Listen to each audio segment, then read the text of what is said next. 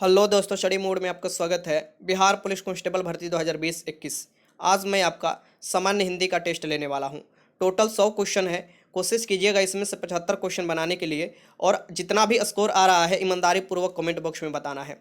सभी क्वेश्चन के साथ मैं थ्योरी भी खत्म कराते चलूँगा, और इस एक वीडियो में आपका टेस्ट भी होगा और पूरा थ्योरी भी खत्म हो जाएगा। ठीक, शानदार प्रश्न होगा और विश्लेषण भी मैं उसी तरीका से आपका करते चलूँगा। हिंदी से 10 क्वेश्चन आने वाला है, वो भी आसान तरीका से आप कर लेंगे। तो वीडियो शुरू से लेकर अंत तक देखिएगा। अगर कोई क्वेश्चन में डाउट होगा तो कमेंट बॉक्स में जरूर लिखिएगा। वीडियो अच्छा लगेगा तो लाइक भी कीजिएगा। सबसे पहला क्वेश्चन के साथ हम शुरुआत करते हैं कि भाषा के सबसे छोटी इकाई, भाषा के सबसे छोटी इकाई को क्या कहा जाता है। ये बहुत महत्वपूर्ण क्वेश्चन है, जिसे वर्ड बोला जाता है। भाषा के छोटी इकाई को ही क्या बोला जाता है, वर्ड बोला जाता है। ठीक, और वर्डों के जो व्यवस्थित क्रम होते हैं उसे वर्णमाला बोला जाता है। और वर्णमाला में एक स्वर वर्ण होते हैं तो एक व्यंजन वर्ण होता है। यहाँ पर एक एक नहीं होते हैं, इसके दो भाग में है कि स्वर वर्ण है और व्यंजन वर्ण है। ठीक, ये याद रखिएगा। हिंदी वर्णमाला से स्वरों की कुल संख्या कितनी है, तो हिंदी वर्णमाला में जो स्वरों की कुल संख्या हो जाएगी यह 11 हो जाएगी। ये क्वेश्चन पूछा हुआ है, दूसरे के आंसर क्या हो जाएगा, बी हो जाएगा। यहाँ पर आपको मैं बता देता हूँ। ठीक, हिंदी भाषा में कुल संख्या देखिए स्वरों की है 11, 11 हो जाएगी। देखिए आ ई, बड़ी ई, उ, बड़ी उ, री, ए ओ, औ, ये जो हो जाते हैं ये कुल स्वरों की संख्या है। तो यहाँ पर आप देख सकते हैं टोटल 11 स्वरों की संख्या है। जिसके अलावा हिंदी भाषा में कुल व्यंजनों की संख्या पूछे तो 33 आपको लगाना है। 33 व्यंजन होते हैं जो इस प्रकार के हैं अलग अलग, जैसे कि क वर्ग में क ख ग घ अंग आ जाएंगे। चवर्ग में पूछे, अगर आपसे ये पूछे कि चवर्ग का व्यंजन क्या होगा, तो ये छ छ छ इ हो जाएगा। आपसे ये भी क्वेश्चन दे सकता है कि इनमें से कौन से कवर्ग का व्यंजन नहीं है, तो उसमें से च दे देगा ऑप्शन में और बाकी क ख ग दे देगा। तो च नहीं होगा क्योंकि च जो है चवर्ग का व्यंजन है। ठीक, यहाँ पर याद रखिएगा ट जो है टवर्ग के अंतर आता है। ट वर्ग के अंदर क्या का, ट ठ ड ढ ढ़, तवर्ग के अंदर त थ द ध न, पवर्ग के अंदर प फ ब भ म। अंतस्थ जो व्यंजन होते हैं य र ल व, अंतस्थ व्यंजन होते हैं। उसमें व्यंजन जो होते हैं तलाबी समुदनी सदांती सा और ह, ये उसमें व्यंजन होते हैं। ठीक, तो टोटल व्यंजनों की संख्या आप देख सकते हैं कि 33 के अलावा अन्य व्यंजन भी होते हैं।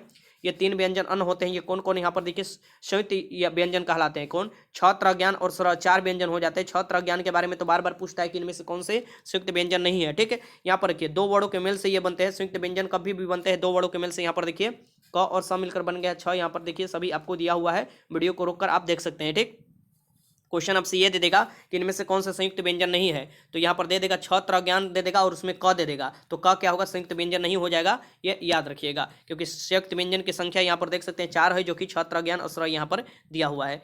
ये देखिए आगे क्वेश्चन देखिए कि इनमें संयुक्त व्यंजन कौन सा है। देखिए क्वेश्चन आ गया, इसी टाइप से क्वेश्चन पूछेगा इनमें से कौन सा संयुक्त व्यंजन है। तो संयुक्त व्यंजन क्या हो जाएगा, ये हो जाएगा आपका बी। छात्र ज्ञान जो ये होते हैं ये आपको संयुक्त व्यंजन होते हैं, तो बी इसमें से हो जाएगा। ठीक, क्वेश्चन नंबर 4 है कि निम्न में से कंठ ध्वनियाँ कौन सी है। जो कंठ से उच्चारण होती है उन्हें कंठ ध्वनियाँ बोलते हैं। ठीक, तो कवर्ग में जो होता है ये कंठ से उच्चारण होता है। ठीक, तो क ख ग घ अंग, तो ये हो जाएगा, ए जो हो जाएगा इसका आंसर हो जाएगा ये कंठ ध्वनियाँ कहलाएगी। 4 के आंसर ए हो जाएगा। ठीक, देखिए उच्चारण की दृष्टि से जो ध्वनियों को बांटा गया है, इसकी आपको वर्ड को बांटा गया है वर्ड उच्चारण की श्रेणी से। ठीक, तो आ और क ख ग घ अंग और हलंत ह, देखिए विसर्ग जो आता है ये कंठ और जीभ से निचले भाग से उत्पन्न होता है। क बोलकर देखिए क ख ग घ, ये आपको पता चल जाएगा इसमें कंठ और जीभ के निचले भाग से आपको उत्पन्न होता है। तो ये कंठ ध्वनियाँ कहलाती है, जिसमें आ क ख ग घ अंग आता है। ठीक, तो इसे याद रखिएगा। वैसे ही आपको क्या कहलाता है, तो तालु और जीभ के, तालु और जीभ से जो उत्पन्न होती है उसे तालव्य ध्वनियाँ बोला जाता है, जिसके अंतर्गत ई जो बड़ी ई है, छोटी ई है, च छ ज झ इ। ठीक, और य और स ये जो आ जाते हैं ये तालव्य व्यंजन कहलाते हैं। तालु से आपको उत्पन्न होते हैं, यहाँ पर आप देख सकते हैं। ठीक, यहाँ पर तालव्य जो कहलाते हैं, तालवड़ कहलाते हैं, व्यंजन नहीं तालवड़ कहलाते हैं, क्योंकि इसमें व्यंजन भी होता है और स्वर भी होता है। देखिए 2 यहाँ पर स्वर है और बाकी यहाँ पर व्यंजन भी दिया है, तो ऐसा नहीं है। इसको क्या बोला जाएगा, तालवड़ बोला जाएगा। ठीक, जो कि तालु और जीभ के मिलन से उत्पन्न होता है। ठीक, बोल कर देखिए ना, अच्छा अच्छा ये बोल कर देखिए, आपको पता चल जाएगा। ठीक, ये याद रखिएगा, जिससे ये क्या बोला जाता है, तालवड़ बोला जाता है। ठीक, अब आता है यहाँ पर मूर्धन्य। मूर्धन्य वर्ण में कौन कौन आ जाएगा, एक तो री आ जाएगा, फिर ट ठ ड ढ। देखिए जीभ उल्टा होकर ऐसे आपको मतलब कि थोड़ा ई कर कर घूम कर बोला जा रहा है। ट ठ ड देखिए ऊपर टच कर रहा है तो ड़, और यहाँ पर ये भी आपको उच्चारण जो होते हैं ये मूर्धा और जीभ से होते हैं, जिसे मूर्धन्य ध्वनियाँ बोला जाता है। इसका आप जल्दी से वीडियो रोक कर देख सकते हैं और आपको देखकर ये अंदाजा लगा लेना है। क्वेश्चन देगा कि इनमें से कौन से ध्वनि जीभ से नहीं उत्पन्न होती है ये, या मूर्धन्य ध्वनि नहीं है, तो आपको वैसे क्वेश्चन को लगा लेना होगा। ठीक, चौथा देखिए, चौथा जो है ये त थ द ध न है। ठीक, और ल अ स है। ये जो ध्वनि उत्पन्न होती है त थ द ध बोल कर देखिए दांत और जीभ के कारण उत्पन्न होती है, तो इसे दंत वर्ण बोला जाता है। दंत वर्ण में कौन कहा जाएगा, त थ द ध न और ल स, ये देखिए जीभ और दांत, जो जीभ दांत के अंदर जीभ आ जाता है वो आपको देखिएगा बोलकर, तो ये दांत और जीभ से मिलकर होती है दंत, ये कहलाती है, इसे भी याद रखिएगा। फिर आपको पफ बब, पफ बब बहुत आसान है, दोनों ओष्ठ देखिएगा इससे मिलता है, दोनों ओष्ठ मिल जाता है तो ये पफ बब उत्पन्न होता है। प फ ब भ म, और बड़ा ऊ और छोटा ऊ बोलकर देखिए, बड़ा ऊ बोलकर देखिए ना, देखिएगा तो आपको दोनों ओष्ठ मिल जाता है और पफ बब म बोलने से भी, ठीक। फिर आपको यहाँ पर देखिए नासिका, नासिक अनुनासिक वर्ण, अनुनासिक वर्ण में ये सब आ जाता है, यहाँ पर देख सकते हैं ये सब जो लास्ट वाले होते हैं, जैसे कि अंगा आ जाएंगे, य आ जाएगा, ड़ आ जाएगा, न आ जाएगा, म आ जाएगा, ये सब अनुनासिक होता है, ठीक, ये अनुनासिक वर्ण में आते हैं। फिर ए ऐ जो आ जाते हैं, यहाँ पर देखिए ए ऐ जो आ जाते हैं, ये कंठ तालु और जीभ के मिलन से बोले जाते हैं, ए ऐ बोलकर देखिए, ये कंठाल्य में आ जाते हैं, कंठ ताल्य, ये इसके अंतर्गत बोले जाते हैं। फिर ओ औ जो आ जाते हैं, यहाँ पर देखिए ओ औ, ये कंठ जीभ और ओठ से बोले जाते हैं, ठीक, इसे कंठोष्ठ बोला जाता है, ठीक, ये याद रखिएगा। फिर व किसके, तो दांत जीभ और होंठ से, व बोलकर देखिए ये दंतोष्ठ बोला जाता है, ठीक। तो ऐसे आपको ऑप्शन के अकॉर्डिंग मैं आपको क्वेश्चन कराऊंगा तो आप समझ जाइएगा कि किस टाइप से ये बोला जाता है, ठीक। अब चलते हैं क्वेश्चन की तरफ। हिंदी वर्णमाला में व्यंजनों की कुल संख्या कितना है, तो हिंदी वर्णमाला में मैंने बताया व्यंजनों की कुल संख्या कितना है, 33 है, ठीक। आगे चलते हैं। छ ध्वनि का उच्चारण स्थान है, जो छ ध्वनि है यहाँ पर देखिए, छ ध्वनि का उच्चारण स्थान कौन सा है ये आपको बताना है, तो ये तालव्य है, तालव्य है जो है छ ध्वनि का उच्चारण स्थान है, ठीक। तो 6 का आंसर क्या हो जाएगा यहाँ पर, सी हो जाएगा। यहीं पर देखिए हिंदी भाषा किस लिपि से लिखी गई जाती है, जो हिंदी भाषा है ये किस लिपि से लिखी जाती है ये आपको बताना है, तो ये देवनागरी लिपि से लिखी जाती है, देवनागरी लिपि से लिखी जाती है। 7 का आंसर क्या हो जाएगा, सी। देखिए मैं ये आपको इसमें 100 क्वेश्चन के साथ साथ थ्योरी भी कराने वाला हूँ, और एक अलग भी वीडियो में लाऊंगा, मास्टर वीडियो 2 जो आएगा, जिसमें 100 क्वेश्चन सिर्फ होगा, और आपको इस थ्योरी इसके साथ थ्योरी भी करा रहा हूँ, तो इसलिए थोड़ा वीडियो लंबा हो जाएगा, लेकिन वो जो मैं लाऊंगा एक रिवीजन के तौर पर उसे लीजिएगा और सारा क्वेश्चन लगा लीजिएगा, तो डायरेक्ट देखिएगा क्वेश्चन आएगा, और यहाँ से भी आपको डायरेक्ट क्वेश्चन आएगा, ठीक है। ऐसे क्या होगा कि आप कभी हिंदी नहीं भी पढ़े हैं तो आज आपका थ्योरी के साथ साथ रिवीजन भी हो जाएगा, ठीक। हिंदी भाषा किस लिपि में लिखी जाती है, तो हिंदी भाषा जो है ये देवनागरी लिपि में लिखी जाती है, ठीक। पंजाबी भाषा गुरुमुखी लिपि में लिखी जाती है, ये याद रखिएगा। आगे चलते हैं। क्वेश्चन नंबर 8 देखिए कि भारतीय संविधान में किन अनुच्छेदों में राजभाषा संबंधी प्रावधान है, तो भारतीय संविधान के किन अनुच्छेद में राजभाषा संबंधी प्रावधान है ये आपको बताना है। तो ये दो संविधान का अनुच्छेद 243 से लेकर 251, बहुत VVI क्वेश्चन है, इसे स्टार लगा लीजिए। अनुच्छेद 343 से लेकर 351 तक है, माफ कीजिएगा, अनुच्छेद 343 से लेकर 351 तक है, जो कि आपको राजभाषा संबंधी प्रावधानों का उल्लेख किया गया है, ठीक। 8 के आंसर क्या हो जाएगा, ए हो जाएगा। क्वेश्चन नंबर 9 देखिए कि संविधान के अनुच्छेद 351 किस विषय से वर्णन है, ये क्वेश्चन पूछा जा चुका है बिहार पुलिस कांस्टेबल में, तो इसे याद रख लीजिएगा, ये रिपीटेड क्वेश्चन है, बार बार पूछा जाता है कि संविधान के अनुच्छेद 351 किस विषय से के वर्णन से संबंधित है।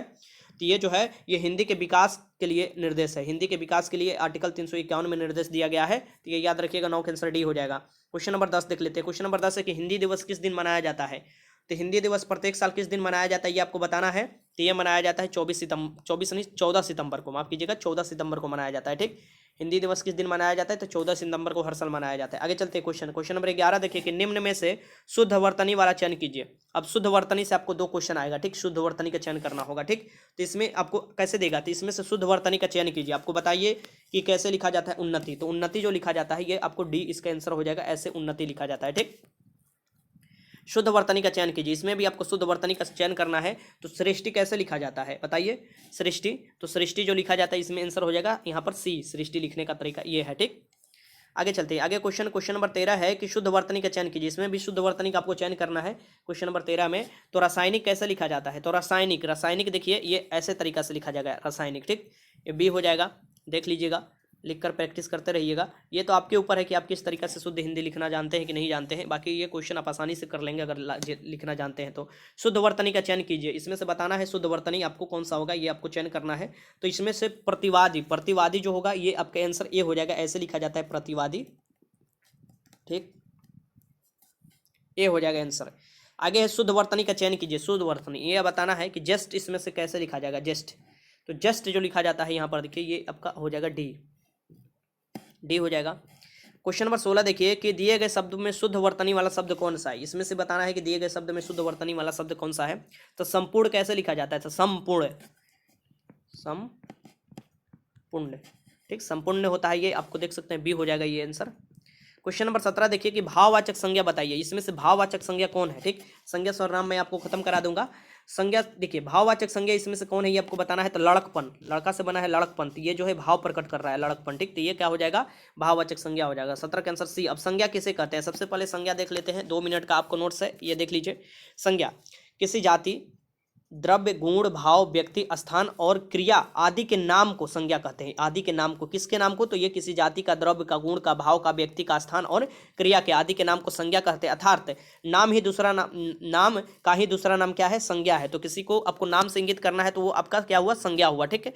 अब यहाँ पर देखिए संज्ञा के 5 भेद होते हैं। डायरेक्ट क्वेश्चन पूछ सकता है कि संज्ञा कितने भेद होते हैं, 5 भेद होते हैं। कौन कौन, तो यहाँ पर देख सकते हैं। सबसे पहले व्यक्तिवाचक संज्ञा आता है, फिर जातिवाचक संज्ञा आता है, फिर भाववाचक संज्ञा आता है, फिर द्रव्यवाचक संज्ञा आता है, फिर समूहवाचक संज्ञा आता है। अब चलते हैं व्यक्तिवाचक संज्ञा किसे कहते हैं। तो व्यक्तिवाचक संज्ञा नाम से ही पता चल रहा है, किसी एक व्यक्ति का, जिन विकारी शब्दों से केवल एक व्यक्ति या केवल एक वस्तु या स्थान के लिए जिस नाम का प्रयोग होता है उसे व्यक्तिवाचक संज्ञा। देखिए संज्ञा मीन्स तो एक प्रकार का नाम हुआ, और व्यक्ति मीन्स कि एक व्यक्ति या कोई एक स्थान या किसी के नाम का प्रयोग होता है उसके लिए, तो वो आपको संज्ञा कहलाता है, व्यक्तिवाचक संज्ञा, ठीक। अब यहाँ पर देखिए व्यक्तिवाचक संज्ञा में चित्तौड़गढ़ का किला, चित्तौड़गढ़ का किला एक ही किला है, ठीक। उसके लिए आपको देखिए ये आपको चित्तौड़गढ़ का किला नाम दिया गया। भारत, भारत एक ही देश है, इसके नाम से पता चल रहा है, ठीक। अनिल, हिमालय, अनिल एक कोई नाम है व्यक्ति का, तो एक व्यक्ति इंगित होता है, हिमालय, ठीक। तो ये सब जो होता है ये आपको व्यक्तिवाचक संज्ञा के अनुरूप आता है, ठीक। फिर इसके बाद आता है जातिवाचक, पूरे जाति का ही बोध हो जाता है उससे, ठीक। यहाँ पर देखिए जिस संख्या सबसे किसी व्यक्ति, वस्तु, स्थान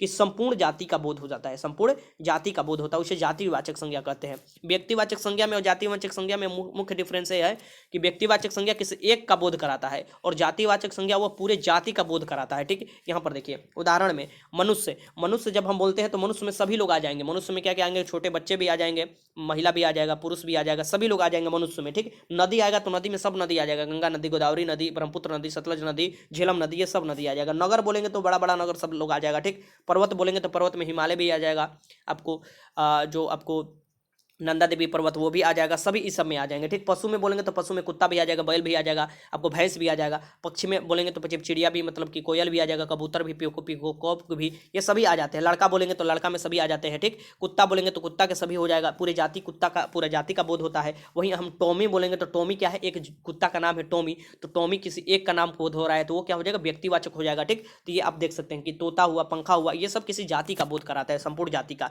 फिर होता है समूहवाचक संज्ञा, जो कि एक समूह का बोध कराता हो, समूह का बोध कराता हो, उसे समूहवाचक संज्ञा। वे संज्ञा शब्द देखिए, वे संज्ञा शब्द जिनके संगठन का बोध हो या समूहवाचक संज्ञा के अंतर्गत आते हैं। किसी संगठन या समूह का बोध होता है तो, जैसे पुलिस, पुलिस बोलेंगे तो एक पुलिस का समूह होता है, ठीक। आर्मी बोलेंगे तो आर्मी का ही एक समूह होता है, ठीक। यहाँ पर चाबी का गुच्छा, गुच्छा में, चाबी के गुच्छा में बहुत से आपको अंगूर के जो गुच्छे होते हैं उसमें भी आपको अंगूर का बहुत से आपको समूह होता है। कक्षा हुआ, कक्षा में बहुत से लड़के होते हैं, एक समूह होता है, ठीक, लड़कों का। तो ये जो हो जाता है ये समूहवाचक संज्ञा के अंतर्गत आते हैं। चौथा होता है द्रव्यवाचक संज्ञा।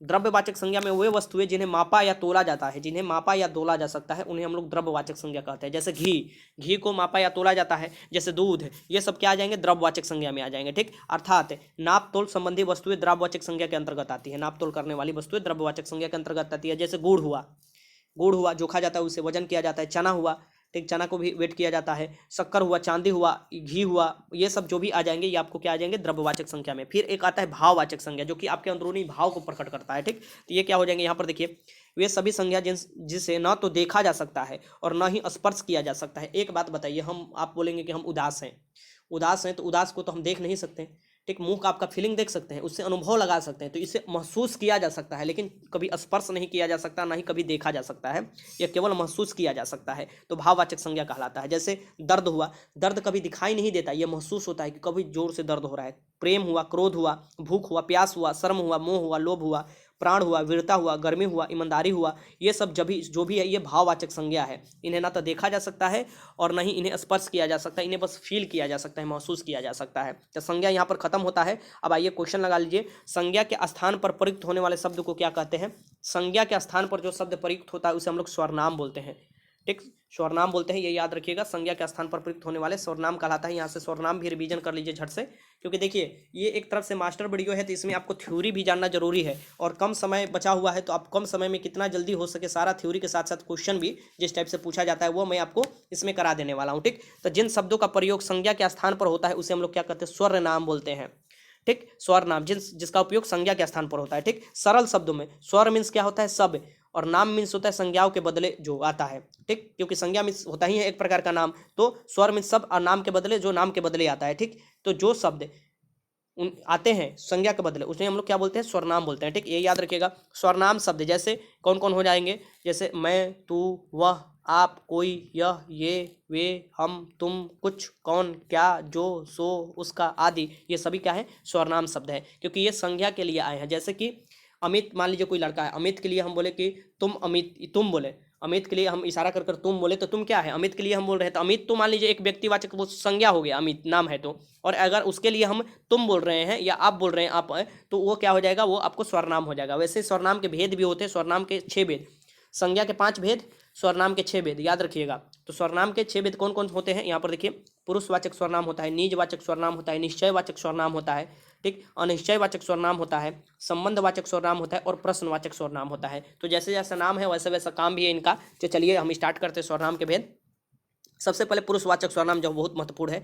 पुरुषवाचक स्वरनाम, नाम से ही चल रहा है पुरुष, यहाँ पर देखिए पुरुषवाचक स्वरनाम, जिस स्वरनाम शब्दों से व्यक्ति का बोध हो, ठीक, उन्हें हम लोग पुरुषवाचक स्वरनाम कहते हैं। किसी व्यक्ति का बोध हो उन्हें पुरुषवाचक। पुरुषवाचक स्वरनाम पुरुष हो, स्त्री पुरुष दोनों के लिए हो सकते हैं कि नाम के बदले आते हैं, ये नहीं कि बस पुरुष लिखा है तो पुरुषवाचक बस पुरुष के लिए, नहीं, स्त्री पुरुष दोनों के लिए आपके नाम के बदले आ सकते हैं, ठीक। तो ये स्वरनाम है, इसकी संज्ञा के बदले आ रहा है, नाम के बदले, और पुरुषवाचक है, इसकी किसी भी पुरुष और महिला के, आपको स्त्री भी हो सकता है, उसके नाम के बदले जब आते हैं तो वो पुरुषवाचक स्वरनाम कहलाता है। जैसे मैं आता हूँ, मैं आता हूँ, ठीक, तुम जाते हो, ये सब जो होता है आपको पुरुषवाचक स्वरनाम के अंतर्गत आता है, मैं, तुम। अब यहाँ पर देखिए पुरुषवाचक स्वरनाम भी 3 प्रकार का होता है। ये कौन प्रकार का, 3 प्रकार का होता है पुरुषवाचक स्वरनाम। कौन कौन, तो एक उत्तम पुरुष होता है, एक मध्यम पुरुष होता है, एक अन्य पुरुष होता है। तो यहाँ पर देख लीजिएगा, क्वेश्चन दे सकता है कि इनमें से कौन उत्तम पुरुष नहीं है, क्वेश्चन ये दे सकता है कि इनमें से कौन मध्यम पुरुष है, और ऑप्शन आपका दिया रहेगा। तो ये देख लीजिएगा तीनों में कौन कौन होता है, उत्तम पुरुष में, मध्यम पुरुष में, अन्य पुरुष में। तो यहाँ पर मैं आपको दिखा रहा हूँ, ठीक। यहाँ पर देखिए उत्तम पुरुष, सबसे पहले आता है उत्तम पुरुष, जिन स्वरनाम का प्रयोग बोलने वाला अपने लिए करता है उन्हें उत्तम पुरुष करते हैं।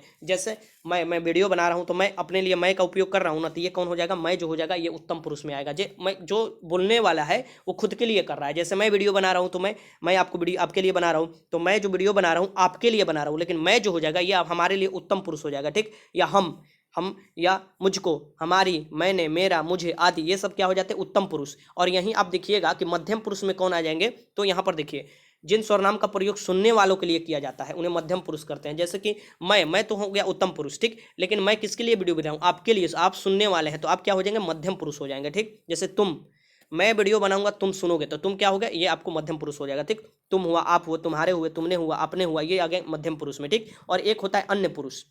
अन्य पुरुष में कौन आ जाएंगे, तो जिन स्वरनाम शब्दों का प्रयोग किसी अन्य व्यक्तियों के लिए किया जाता है उन्हें अन्य पुरुष कहा जाता है। जैसे कि एक आप वीडियो देख रहे हैं और बहुत से और भी कैंडिडेट होंगे जो वीडियो देख रहे होंगे, वो अन्य पुरुष के अंतर्गत आ जाते हैं। जैसे वे सभी लोग मेरा वीडियो देखते हैं, तो वे जो आ जाएंगे, वे सभी लोग आ जाएंगे, ये आपको अन्य पुरुष के अंतर्गत आ जाएंगे, ठीक। वे, यह, वह, इनका, इन्हें, उसने, देखिए उसे, उन्हें, उन्होंने, इनसे, उनसे, ये सभी आपको अन्य पुरुष के अंतर्गत आ जाएंगे, ठीक। फिर निजवाचक स्वरनाम, आपको निजवाचक स्वरनाम अगला स्वरनाम आता है, ठीक।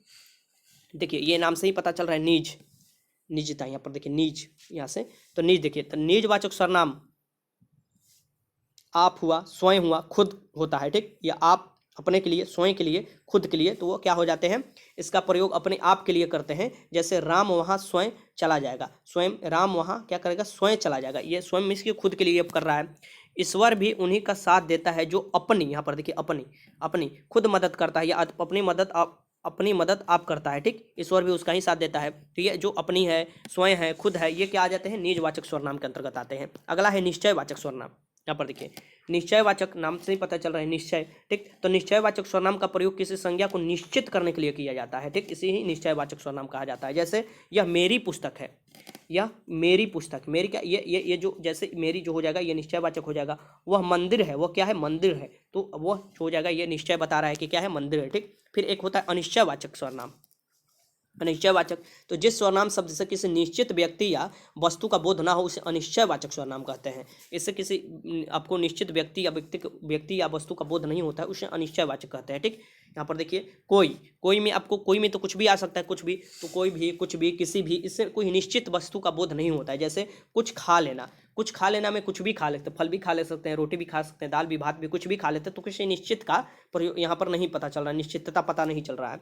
कुछ काम करो, कुछ काम के मतलब कि ये भी हो सकता है कि तुम आप आराम भी कर सकते हो, सो भी सकते हो, पढ़ भी सकते हो, घूम भी सकते हो, खेल भी सकते हो, ये सभी तो काम है ना। तो कुछ से पता नहीं चल रहा है, तो ये क्या होता है, अनिश्चित वाचक सर्वनाम होता है। ठीक, यहाँ पर अनिश्चयवाचक सर्वनाम जिसे बोला जाता है।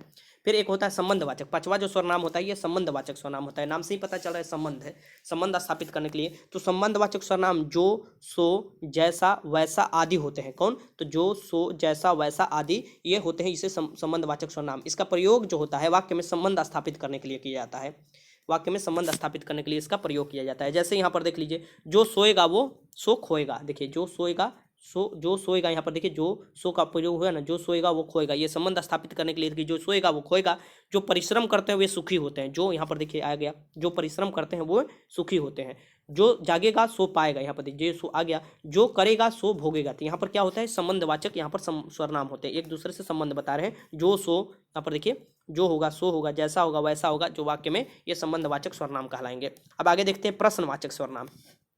लास्ट सर्वनाम है, आपको सर्वनाम के 6 भेद में लास्ट सर्वनाम जो है ये प्रश्नवाचक सर्वनाम है। तो नाम से ही पता चल रहा है प्रश्नवाचक, मीन्स की जिस सर्वनाम का प्रयोग प्रश्न करने के लिए किया जाता है उसे प्रश्नवाचक सर्वनाम कहा जाता है। तो ये प्रश्न करने के लिए किया जाता है, तो इन्हें प्रश्नवाचक सर्वनाम कहा जाता है। उदाहरण से आप देख सकते हैं कि आपने क्या खाया, यहाँ पर देखिए आपने क्या खाया। ठीक, तो ये पता चल रहा है ना, क्या क्या यहाँ पर क्या हो गया, आपको प्रश्नवाचक सर्वनाम हो गया, क्या खाया। ठीक, बाहर कौन खड़ा है, कौन यहाँ पर क्या हो गया, प्रश्नवाचक सर्वनाम हो गया। टोकरी में क्या रखा है, यहाँ पर देखिए क्या हो गया, यहाँ पर आपको प्रश्नवाचक सर्वनाम हो गया। तो ऐसे आपको क्वेश्चन आते हैं और आपको सर्वनाम के जो 6 भेद है मैंने आपको बता दिया। अब चलिए क्वेश्चन देखते हैं। निम्न में से शब्द का व्यक्तिवाचक संज्ञा है, इसमें से कौन व्यक्तिवाचक संज्ञा है। संज्ञा सर्वनाम मैंने आपको कराया, आप बताइए कि इसमें से कौन व्यक्तिवाचक संज्ञा है। ठीक, तो यहाँ पर देखिए व्यक्तिवाचक संज्ञा बड़ा कन्फ्यूजन हो जाता है। मैंने फिर बताया कि किसी एक व्यक्ति का बोध हो या किसी एक वस्तु का बोध होता है, तो यहाँ पर देखिए यमुना, यमुना हो जाएगा यहाँ पर व्यक्तिवाचक संज्ञा। ठीक, ये आपको याद रखना चाहिए। 19 का आंसर क्या हो जाएगा, सी हो जाएगा। ठीक, यमुना किसी का नाम है और किसी एक व्यक्ति का इंगित कर रहा है। ठीक, आगे चलते हैं। क्वेश्चन नंबर 20 है कि कौन सा शब्द स्त्रीलिंग है। इनमें से कौन सा शब्द स्त्रीलिंग है ये आपको बताना है। ठीक, तो इनमें से कौन सा शब्द स्त्रीलिंग है, ये हो जाएगा परिषद। परिषद शब्द जो है ये स्त्रीलिंग है। अब हम यहाँ पर आपको बताते हैं कि आपको क्या होता है, जो पुल्लिंग होता है, स्त्रीलिंग होता है, ये आपको लिंग कितने प्रकार के होते हैं भारत में, माफ़ कीजिएगा हिंदी में माफ़ कीजिएगा भारत आ रहा है, तो हिंदी में कितने प्रकार के लिंग होते हैं। तो संज्ञा जिस रूप से किसी व्यक्ति या वस्तु के पुरुष या स्त्री जाति का बोध होता है उसे क्या कहते हैं, लिंग कहते हैं। ठीक, कि किसी भी आपको व्यक्ति या वस्तु के का क्या पता चलता है कि वो स्त्री है या पुरुष जाति का बोध होता है, आपको इसे लिंग कहते हैं। ठीक, लिंग जो होते हैं जो आपको हिंदी व्याकरण में पढ़ने को मिलेगा वो 2 प्रकार के मिलेगा, स्त्रीलिंग और पुल्लिंग, मात्र 2 मिलेंगे आपको पढ़ने के लिए। तो यहाँ देख सकते हैं कि माता, पिता, यमुना, शेर, शेरनी, दादा, दादी, बकरा, बकरी। तो यहाँ पर देखिएगा कि माता जो हो जाएंगी, यहाँ पर माता जो हो जाएंगी ये स्त्रीलिंग में आएंगे, वैसे ही पिता पुल्लिंग में, यमुना, शेर जो आ जाएगा यहाँ पर देखिए शेर जो हो जाएगा ये आपको पुल्लिंग हो जाएगा, वैसे ही शेरनी जो हो जाएगी ये स्त्रीलिंग हो जाएगी। दादा जो हो जाएंगे पुल्लिंग हो जाएंगे, वहीं दादी जो आ जाएंगी स्त्रीलिंग में आ जाएगी। बकरा जो हो जाएगा ये पुल्लिंग हो जाएगा, बकरी जो आ जाएगी स्त्रीलिंग में आ जाएगी। तो लिंग 2 भेद होते हैं। लिंग के कितने भेद होते हैं हिंदी व्याकरण में, 2 भेद होते हैं, पुल्लिंग होता है और एक स्त्रीलिंग होता है। पुल्लिंग किसे कहते हैं, यहाँ पर देखिए जिन शब्दों से पुरुष जाति का बोध होता है उन्हें हम लोग पुल्लिंग कहते हैं। जिन शब्दों से पुरुष जाति का बोध होता है उन्हें क्या कहते हैं, पुल्लिंग कहते हैं। ठीक, इन्हें पुरुष जाति का बोध होता है। जैसे पिता, भाई, लड़का, पेड़, सिंह, शिव, हनुमान, बैल, ये आपको पुरुष जाति का बोध करा रहा है, इसलिए आपको पुल्लिंग हो जाता है। और वैसे ही स्त्रीलिंग देखिए यहाँ पर देखिए, तो जिन शब्दों से स्त्री जाति का बोध होता है उन्हें स्त्रीलिंग शब्द कहते हैं। ठीक, जैसे माता, बहन, यमुना, गंगा, कुर्सी, छड़ी, नारी, बुआ, लड़की, लक्ष्मी, गाय, ये सब क्या हो जाती है, स्त्रीलिंग हो जाती है, क्योंकि ये स्त्री आपको जाति का बोध करा रही है। ठीक, आगे चलते क्वेश्चन देखते हैं। कारक कितने होते हैं। देखिए डायरेक्ट क्वेश्चन ये बिहार दरोगा मुख्य परीक्षा दिए होंगे तो ये डायरेक्ट क्वेश्चन आ गया था, और दरोगा के भी एग्जाम जब होने वाला था तो उस समय मैंने कुछ दिन पहले ये हिंदी का कराया था और उसमें बताया था कि कारक ये जरूर देख लीजिएगा, डायरेक्ट क्वेश्चन आएगा। और आप लोग भी ध्यान में रखिएगा कि कारक डायरेक्ट क्वेश्चन आता है कि कारक कितने प्रकार के होते हैं। ठीक, तो कारक 8 प्रकार के होते हैं। कितने प्रकार के, 8 प्रकार के होते हैं। तो 21 के आंसर क्या हो जाएगा, यहाँ पर बी हो जाएगा। अब कारक के चिन्ह देख लीजिए। कारक के चिन्ह पूछ सकता है कि किससे रिलेटेड है, चिन्ह दे देगा, पूछ देगा इसमें से कौन से कारक है, तो ये आपको याद रखना होगा। कारक से चिन्ह जैसे कर्ता, ने, कर्ता के लिए क्या आएगा, ने आएगा। जैसे कि काम करने वालों के लिए क्या आता है, ने आता है। ठीक, कर्म को, जिस पर काम का प्रभाव पड़ता हो, जिस पर काम का प्रभाव करता है, कर्म जब भी आएगा तो उसके साथ क्या आएगा, को आएगा। ठीक, करण से, करण जब भी आएगा, करण मीन्स की जिसके द्वारा कर्ता काम करे, जिसके द्वारा कर्ता काम करे उसके लिए करण आता है, और करण जब भी आएगा तो से या द्वारा आएगा। ठीक, संप्रदान यहाँ पर देखिए संप्रदान, यहाँ पर संविधान को या के लिए, यहाँ पर संविधान को या के लिए जब आएगा, जिसके लिए क्रिया किया जाए, जिसके लिए क्या किया जाए, क्रिया किया जाए, उसके लिए। अपदान, अपदान क्या होना था, अलग होने की स्थिति में आता है, जिससे अलगाव हो, बिलगाव की स्थिति में आता है अपदान। जैसे कि पेड़ से पत्ते गिरते हैं तो इसमें अपदान आएगा, से जब आएगा तो ये अपदान कारक हो जाएगा। संबंध कारक में क्या हो जाएगा, यहाँ पर देखिए का, की, के, ना, नी, ने, रा, री, रे, ये जो होता है ये अन्य पदों से संबंध स्थापित करने के लिए आता है, तो ये संबंध कारक हो जाते हैं। ठीक, सातवां क्या होता है, अधिकरण। अधिकरण में क्या आता है, में, पे, पर आता है। ठीक, तो ये आपको आ जाते हैं अधिकरण, क्रिया के आधार पर ये आपको आता है। ठीक, और संबोधन, संबोधन लास्ट होता है हे, अरे, अजी। हे, अरे, अजी किसके लिए, तो किसी को पुकारने या बुलाने के लिए ये उपयोग किया जाता है, हे, अरे, अजी। ठीक, ये संबोधन कारक के अंतर्गत आता है, हे, अरे, अजी। ठीक, तो ये आपको कारक 8 प्रकार के होते हैं। कारक के चिन्ह भी मैंने बता दिया किसके लिए आते हैं, ये भी बता दिया। ठीक, अब यहाँ से क्वेश्चन देखिए कि के लिए किस कारक का चिन्ह है, ऐसे ही डायरेक्ट देख सकता है, के लिए जो है ये किस कारक का चिन्ह है। तो मैंने आपको क्या बताया था कि आपको के लिए संप्रदान, संप्रदान, संप्रदान के साथ क्या आएगा, के लिए आएगा। ठीक, तो ये याद रखिएगा, बी हो जाएगा भाई इसका आंसर बी। यहाँ पर देखिए वृक्ष, वृक्ष से पत्ते गिरते हैं, इस वाक्य में से किस कारक का चिन्ह है, जो से है ये किस कारक का चिन्ह है, ये आपको बताना है। वृक्ष से पत्ते गिरते हैं में, तो से किस प्रकार के कारक चिन्ह है, तो ये हो जाएगा अपदान। अपदान से ये है ना, तो ये आपको अपदान हो जाएगा, ये इसका आंसर हो जाएगा। 23 का आंसर क्या हो जाएगा, सी। तो जो भी मैं थ्योरी करा रहा हूँ उसे बड़ा ध्यान से देखिए, तभी क्वेश्चन लगा पाएंगे। अगला क्वेश्चन के इनमें से गुणवाचक विशेषण कौन सा है। गुणवाचक विशेषण, ये रिपीटेड क्वेश्चन आता है इसलिए मैं आपको करा रहा हूँ। तो गुणवाचक जो किसी का गुण बताए, जैसे कि नया, पुराना, ये आपको क्या हो जाता है, गुण बता रहा है। ठीक, तो ये आपको गुणवाचक विशेषण हो जाता है। तो 24 का आंसर भी हो जाएगा। उत्कर्ष का विशेषण क्या होगा, अगर कोई उत्कर्ष लिखा हुआ है उसका विशेषण पूछ रहा है, देखिए संज्ञा से विशेषण बनाने के दे सकता है, स्वनाम से विशेषण बनाने के लिए दे सकता है। तो उत्कर्ष का विशेषण क्या होगा ये आपको बताना है। तो उत्कर्ष का विशेषण होगा उत्कृष्ट, उत्कृष्ट हो जाएगा, ये याद रखिएगा, उत्कृष्ट। 25 का आंसर सी हो जाएगा, उत्कृष्ट। क्वेश्चन नंबर 26 देखिए कि किस वाक्य में क्रिया वर्तमान काल में है। इसमें अब देखिए काल 3 प्रकार के होते हैं, वर्तमान काल, भूतकाल और भविष्य काल। वर्तमान काल जो अभी चल रहा है, भूतकाल जो बीत गया समय, और भविष्य काल जो आने वाला समय है। ये पूछ रहा है कि किस वाक्य में क्रिया वर्तमान काल में है। ठीक, तो ये आपको वर्तमान काल में किस काल में है, मैं तुम्हारा पत्र पढ़ रहा हूँ, अभी ये चल रहा है काम, मैं तुम्हारा पत्र पढ़ रहा हूँ। ठीक, ये क्या हो जाएगा, वर्तमान काल में। 26 का आंसर भी हो जाएगा। देखिए मैं आपको हिंदी के लिए प्लेलिस्ट बना चुका हूं, अगर अब सभी टॉपिक करना चाहते हैं तो प्ले लिस्ट पड़ा है, 15 वीडियो मात्र है, एक वीडियो 10 मिनट का मात्र लेंथ होगा, वो सारा देख लीजिए, थ्योरी आपका कंप्लीट हो जाएगा। बार बार मैं रिक्वेस्ट कर रहा हूं कि 20 क्वेश्चन अगर करना है ना, तो वो आपको वीडियो देखना होगा जो प्लेलिस्ट में पड़ा है, और फिर इसे भी आप देख लीजिएगा। तो आपका समझिए कि हिंदी एकदम आराम से 20 में 18 से 19 क्वेश्चन तो आपका कोई रोक ही नहीं सकता, आराम से आप कर आ जाएंगे। ठीक, यहाँ देखिए कवि का स्त्रीलिंग है, कवि का स्त्रीलिंग क्या होता है, ये डायरेक्ट क्वेश्चन पूछता है, बीबीआई लगा लीजिएगा। कवि का जो स्त्रीलिंग होता है ये कवित्री होता है, कवित्री होगा यहाँ पर ईसी वाला। ठीक, कवित्री, ठीक, ऐसे लिखा जाता है।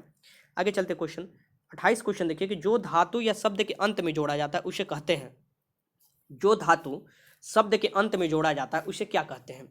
ठीक, तो मैंने ये बताया था उसे क्या कहते हैं, बार बार जब क्वेश्चन आपको कराता हूँ तो उसे बोला जाता है प्रत्यय, और जो धातु शब्द के शुरू में जोड़ा जाता है उसे बोला जाता है उपसर्ग। ठीक, इसे याद रखिएगा। डी हो जाएगा प्रत्यय जो अंत में जोड़ा जाता है, जैसे प्रख्यात में प्रयुक्त उपसर्ग है। उपसर्ग किसे कहते हैं, अब देखिए उपसर्ग जो शब्द के पहले जोड़ा जाता है, ठीक, और उसका शाब्दिक अर्थ बदल देता है। तो प्रख्यात में क्या जोड़ा गया है, तो प्रख्यात में प्र जोड़ा गया है, ख्यात में प्रख्यात में प्र जोड़ा गया है, यहाँ हो जाएगा ए इसका आंसर। वे शब्द जो किसी शब्द के पूर्व लगकर उसका शाब्दिक अर्थ बदल देते हैं उपसर्ग कहलाते हैं। यहाँ पर देखिए वे शब्द जो किसी शब्द से पूर्व लगकर उस शब्द का शाब्दिक अर्थ बदल देते हैं उन्हें क्या बोला जाता है, उपसर्ग बोला जाता है। ठीक, अब यहाँ पर देखिए जैसे उपसर्ग में क्या हो जाएगा, उपसर्ग और मूल शब्द एक नया शब्द बन जाता है। उपसर्ग जुड़ता है एक मूल शब्द के साथ तो नया शब्द बन जाता है। जैसे उप जुड़ गया है कार के साथ, क्या बन गया है, उपकार बन गया। तो इसमें उप जो हो जाएगा क्या हो जाएगा, उपसर्ग हो जाएगा, क्योंकि वो कार के साथ जुड़ा हुआ है तो उपकार बन गया है। तो ऐसे ही आपको पता करना है। अब यहाँ पर देखिए जो धातु या शब्द के अंत में जोड़ा जाता है उसे क्या कहते हैं, जो धातु या शब्द के अंत में जोड़ा जाता है, देखिए रिपीट कर गया क्वेश्चन, जो धातु या शब्द के अंत में जोड़ा जाता है उसे क्या कहते हैं, यह बताना है, तो इसे प्रत्यय कहते हैं। इसका आंसर क्या हो जाएगा, डी। अब यहाँ पर देखिए प्रत्यय किसे कहते हैं, यहाँ पर देखिए प्रत्यय भी देख लीजिए। प्रत्यय देखिए उपसर्ग और प्रत्यय, इतना इजी क्वेश्चन आता है, पूछ देता है कि इसमें से कौन उपसर्ग होगा और कौन प्रत्यय होगा, और 2 क्वेश्चन आता है यहीं से। ठीक, तो डिट्टो 2 क्वेश्चन आपको लगा लेना है। यहाँ पर देखिए प्रतिधन अय, प्रति का अर्थ क्या होता है, साथ में, और पर बाद में, साथ में आएगा लेकिन बाद में आएगा, उसे हम लोग क्या करते हैं, प्रत्यय का अर्थ क्या होता है, चलने वाला, जो बाद में चलने वाला, बाद में आने वाला के लिए प्रत्यय है। अर्थात प्रत्यय का अर्थ होता है शब्दों के साथ पर बाद में चलने वाला या लगने वाला। ठीक, प्रत्यय उपसर्गों की तरह अविकारी शब्दांश होता है, अविकारी शब्दांश होता है जो शब्दों के बाद जोड़े जाते हैं, जो शब्दों के बाद जोड़े जाते हैं, ये याद रखिएगा। अब यहाँ पर देखिए जैसे भाला, भाला शब्द में आई जोड़ दिया जाए तो क्या हो जाता, बन जाता है भलाई, जोड़ दिया भलाई हो जाता है। तो अगर भाला और अब इसमें आई जोड़ दीजिए, आई, तो ये क्या बन जाएगा, भलाई बन जाएगा। वैसे ही आपको क्या हो जाएगा इसमें, तो भलाई में कौन सा प्रत्यय हो जाएगा, तो आई लास्ट में जोड़ा है, आई प्रत्यय हो जाएगा इसमें भलाई में। तो ऐसे क्वेश्चन देता है तो आपको कर लेना है। यहाँ पर देखिए अब आता है तत्सम तद्भव देशज विदेशज, ये शब्द के प्रकार होते हैं। यहाँ से भी क्वेश्चन दो बनते हैं कि तत्सम कौन सा है इसमें और तद्भव कौन सा है, ये आपको छांटना होता है। तो सबसे पहले आपको जानना भी जरूरी है कि कौन सा तत्सम कहलाते हैं और कौन से तद्भव कहलाते हैं। तो यहाँ पर देखिए संस्कृत के ऐसे शब्द जिसे हम ज्यों का त्यों प्रयोग में लाते हैं, हिंदी के प्रयोग में लाते हैं, उसे हम लोग क्या कहते हैं, तो उसे हम लोग तत्सम कहते हैं। क्या कहते हैं, तत्सम। संस्कृत के डायरेक्ट जो शब्द आ जाते हैं हिंदी में प्रयोग होने लगते हैं वो तत्सम शब्द कहलाते हैं। ठीक, ये याद रखिएगा। तत्सम शब्द से ही आपको देखिए तत्सम तो क्या निकल रहा है, ये संस्कृत जैसा आपको लग रहा है। तद्भव, तद्भव थोड़ा उल्टा टाइप का लग रहा है। ठीक, तत्सम क्या हो जाते हैं, संस्कृत के डायरेक्ट आ जाते हैं, हिंदी में उपयोग होते हैं। 31 का आंसर ए हो जाएगा यहाँ पर कुछ। अब देखिए उत्पत्ति की दृष्टि से शब्द के भेद, जो उत्पत्ति की दृष्टि से शब्द के भेद है ये 4 भाग में डिवाइड किए गए हैं। उत्पत्ति की दृष्टि से शब्द को यहाँ पर कौन कौन, तो यहाँ पर तत्सम शब्द होता है, फिर तद्भव शब्द होता है, फिर देशज शब्द होते हैं और फिर यहाँ पर विदेशज शब्द होते हैं। ठीक, विदेशी शब्द या विदेशज। यहाँ पर तत्सम शब्द किसे कहते हैं, सबसे पहले तत्सम शब्द किसे कहते हैं। यहाँ पर देखिए संस्कृत भाषा के वे शब्द जो हिंदी में अपने वास्तविक रूप में प्रयुक्त होते हैं, हिंदी में भी वो अपने वास्तविक रूप में प्रयुक्त होते हैं, लेकिन वो किसके भाषा के शब्द हैं, संस्कृत के, उन्हें हम लोग तत्सम शब्द कहते हैं। जैसे सरल शब्दों में हिंदी में संस्कृत के मूल शब्दों को तत्सम शब्द कहते हैं, हिंदी में संस्कृत के मूल शब्दों को तत्सम शब्द कहते हैं। जैसे कवि, माता, विद्या, नदी, फल, पुष्प, पुस्तक, पृथ्वी, क्षेत्र, कार्य, मृत्यु, ये सभी संस्कृत के शब्द है जो कि आपको हिंदी में भी समान मात्रा में आपको देखने को मिलेंगे और यही क्या हो, सब तत्सम शब्द हो जाएंगे ये सभी। तद्भव शब्द देख लीजिए यहाँ से तद्भव शब्द कौन कौन है, तो तद्भव वो कहलाते हैं ऐसे शब्द जो संस्कृत और प्राकृत से विकृत होकर, मीन्स कि उनका रूप बिगड़ कर, विकृत होकर संस्कृत और प्राकृत से ठीक हिंदी में आए हैं, उन्हें तद्भव शब्द कहते हैं। जैसे दूसरे शब्दों में संस्कृत भाषा के ऐसे शब्द जो बिगड़कर अपने रूप को बदलकर हिंदी में मिल गए हैं, अपने रूप को बदल दिया है और हिंदी में मिल गया है या बिगड़कर, ठीक, उन्हें तद्भव शब्द कहते हैं। जैसे यहाँ पर देख सकते हैं कि संस्कृत में दुग्ध बोला जाता है और यही बिगड़कर क्या हो गया, दूध बन गया है। तो अभी हम लोग क्या बोलते हैं, दूध बोलते हैं ना, तो दूध क्या है, एक तद्भव शब्द है, ठीक, जो कि संस्कृत के दुग्ध से बना है बिगड़कर। हस्त, हम लोग हाथ के लिए हस्त संस्कृत में बोला जाता है, लेकिन हस्त ही बिगड़कर शब्द क्या हो गया, हाथ हो गया, जो कि तद्भव शब्द हो गया है। वैसे ही आप देखिए देशज, नाम से ही पता चल रहा है देशज का, तो आपका देशज लगाने में कोई दिक्कत नहीं होना चाहिए, आपको नाम से पता चल रहा है। देशज किसे कहते हैं, तो देश प्लस ज अर्थात देश में जन्म, देश में जन्मा। देशज का क्या मतलब हुआ, देश प्लस ज, इसके देश में जन्मा। तो जो शब्द देश के विभिन्न प्रदेशों में प्रचलित आम बोलचाल भाषा में हिंदी में आ गए हैं वे देशज कहलाते हैं। जो हिंदी में आ गए हैं, जो देश के ही अंदर, अपने ही देश के अंदर जो बोले जाते हैं अलग अलग क्षेत्रों में और वो हिंदी में आ गए हैं, ठीक, वो देशज शब्द कहलाते हैं। ठीक, सरल शब्दों में यहाँ पर देखिए साधारण शब्दों में देश की बोलचाल में पाए जाने वाले शब्द देशज शब्द कहलाते हैं। देश के बोलचाल में पाए जाने वाले शब्द क्या कहलाते हैं, देशज शब्द कहलाते हैं। जैसे चिड़िया, चिड़िया हम लोग बोलते हैं ना, छोटे छोटे पक्षी को चिड़िया बोलते हैं, ये देश का ही अपना ही देशज शब्द है। कटोरा, कटोरा बोलते हैं। खिड़की बोलते हैं, जूता बोलते हैं। खिचड़ी, खिचड़ी ये तो पक्का आपको क्वेश्चन आता है, खिचड़ी में, कटोरा में, ये सब आपका पगड़ी हुआ, लोटा हुआ, डिबिया हुआ, तेंदुआ हुआ, कटरा हुआ, अंडा हुआ, टेट हुआ, ठुमरी हुआ, खखरा हुआ, चषक हुआ, फुनगनी हुआ, यहाँ पर फुनगी, डोंगा, ये सभी जो शब्द होते हैं ये अपने देश में प्रचलित बोलचाल भाषा में आते हैं, ये देशज शब्द कहलाते हैं। ठीक, वैसे ही आप देखिएगा विदेशी भाषा से शब्द आ चुके हैं हिंदी के बोलचाल में, वो विदेशज शब्द कहलाते हैं। माफ कीजिएगा, विदेशी शब्द। यहाँ पर देखिए विदेशी भाषाओं से हिंदी में आए वाले शब्दों को विदेशी शब्द बोला जाता है। ठीक, विदेशज। सरल शब्दों में यहाँ पर देखिए वे शब्द जो विदेशी भाषाओं से हिंदी में आ गए हैं उन्हें विदेशी शब्द कहते हैं। विदेशी भाषाओं से हिंदी में आ गए हैं उन्हें विदेशी शब्द कहते हैं। जैसे आजकल हिंदी में अनेक विदेशी शब्द का प्रयोग किया जाता है, हिंदी में आजकल अनेक विदेशी शब्द का प्रयोग किया जाता है। जैसे हॉस्पिटल, हॉस्पिटल हुआ, डॉक्टर हुए, बुक हुए, रेडियो हुए, पेन हुए, पेंसिल हुए, स्टेशन हुए, ये सब क्या है, एक प्रकार के विदेशी शब्द है। ठीक, कोई इंग्लिश से आया है, कोई उर्दू से आया है, कोई फारसी से आया है, कोई आपको अलग अलग आय से अरबी से आया है। तो ये अलग अलग जो विदेशी शब्दों से आ चुके हैं उन्हें हम लोग विदेशज शब्द कहते हैं। तो आपको छांटने के लिए भी दे सकता है कि इनमें से कौन देशज शब्द है और कौन विदेशज शब्द है। तो हर तरीका से आपको तैयार रहना है कि क्वेश्चन कैसे भी आए आपको लगा लेना है। अब देखिए रचना की दृष्टि से, देखिए रचना की दृष्टि से शब्द के 3 भेद है और ये क्वेश्चन यहाँ से पक्का बनता है। ठीक, रचना की दृष्टि से शब्द के कितने भेद हैं, भेद है 3 भेद हैं। और ये कौन कौन भेद है मैं आपको बता देता हूँ। रचना की दृष्टि से 3 भेद जो हो जाते हैं, पहला रूढ़ हो जाता है, यहाँ पर देखिए रूढ़ शब्द, फिर यौगिक शब्द और फिर योगरूढ़ शब्द, योगरूढ़। और इसको पहचानना बहुत ही आसान है, बहुत ही आसान है। कौन से इसमें दे देता है योगरूढ़ शब्द है, कौन से रूढ़ शब्द है, कौन से यौगिक शब्द है, जिसे पहचानने के लिए बहुत आसान है। मात्र 1 मिनट में मैं आपको देखिए पहचानने के लिए बता देता हूँ तरीका। रूढ़ शब्द किसे कहते हैं? सबसे पहले रूढ़ शब्द जिनका कोई भी खंड सार्थक ना हो, अगर हम उसको तोड़ते हैं वो शब्द का, तो कोई भी खंड क्या होता है? सार्थक उसका मतलब नहीं निकलता हो। जिसका कोई भी खंड सार्थक ना हो, जो परंपरा से किसी विशेष अर्थ में प्रयुक्त होते हैं, जो परंपरा से किसी विशेष अर्थ में प्रयुक्त होते हैं, और जिसको तोड़ने पर कोई सार्थक ना मिले, कोई भी सार्थक अर्थ नहीं निकले, उसे हम लोग क्या बोलते हैं? रूढ़ शब्द बोलते हैं। और रूढ़ में आप देखिएगा छोटा इंगित कर रहा है, छोटा, रूढ़, रूढ़, ये देखिए 2 शब्द से मिलकर मात्रा बना है रूढ़, ठीक। अब यहाँ पर ये भी कभी भी आएगा रूढ़ शब्द, तो वो देखिएगा छोटा मात्रा में आएगा। जैसे लोटा हुआ, लोटा को तोड़िए, लोटा, पता नहीं लो से भी मतलब नहीं है, टा से भी कुछ नहीं मतलब है। कल, क ल, इससे कोई फर्क नहीं पड़ता है, दोनों को तोड़ने पर कोई शाब्दिक अर्थ निकलबे ना कर रहा है। जल, ज ल, इससे कोई मतलब नहीं निकल रहा है, ठीक। तो ये देखिएगा छोटा भी होता है, शब्द जो होता है ये छोटा भी होता है। आप देखिए लोटा कितना छोटा है, कल कितना छोटा है, रूढ़ भी देखिए, रूढ़ भी लिखने से कितना छोटा चल रहा है। और इसको तोड़ेंगे भी तो इससे कोई शाब्दिक अर्थ अलग अलग नहीं निकल रहा है, ठीक। ये एकजुट है तभी एक कोई ना कोई अर्थ निकल रहा है। ये क्या कहलाते हैं? रूढ़ शब्द कहलाते हैं। और रूढ़ शब्द पहचानने का सबसे ये कहीं तरीका है, ये शब्द जो भी होगा करीब छोटा होगा। देखिए ये आकार में कितना छोटा है ना, यहाँ पर देखिए छोटा है, ठीक। ये सब जो होते हैं छोटा शब्द होता है, ठीक। अब यौगिक देखिए, यौगिक शब्द किसे कहते हैं?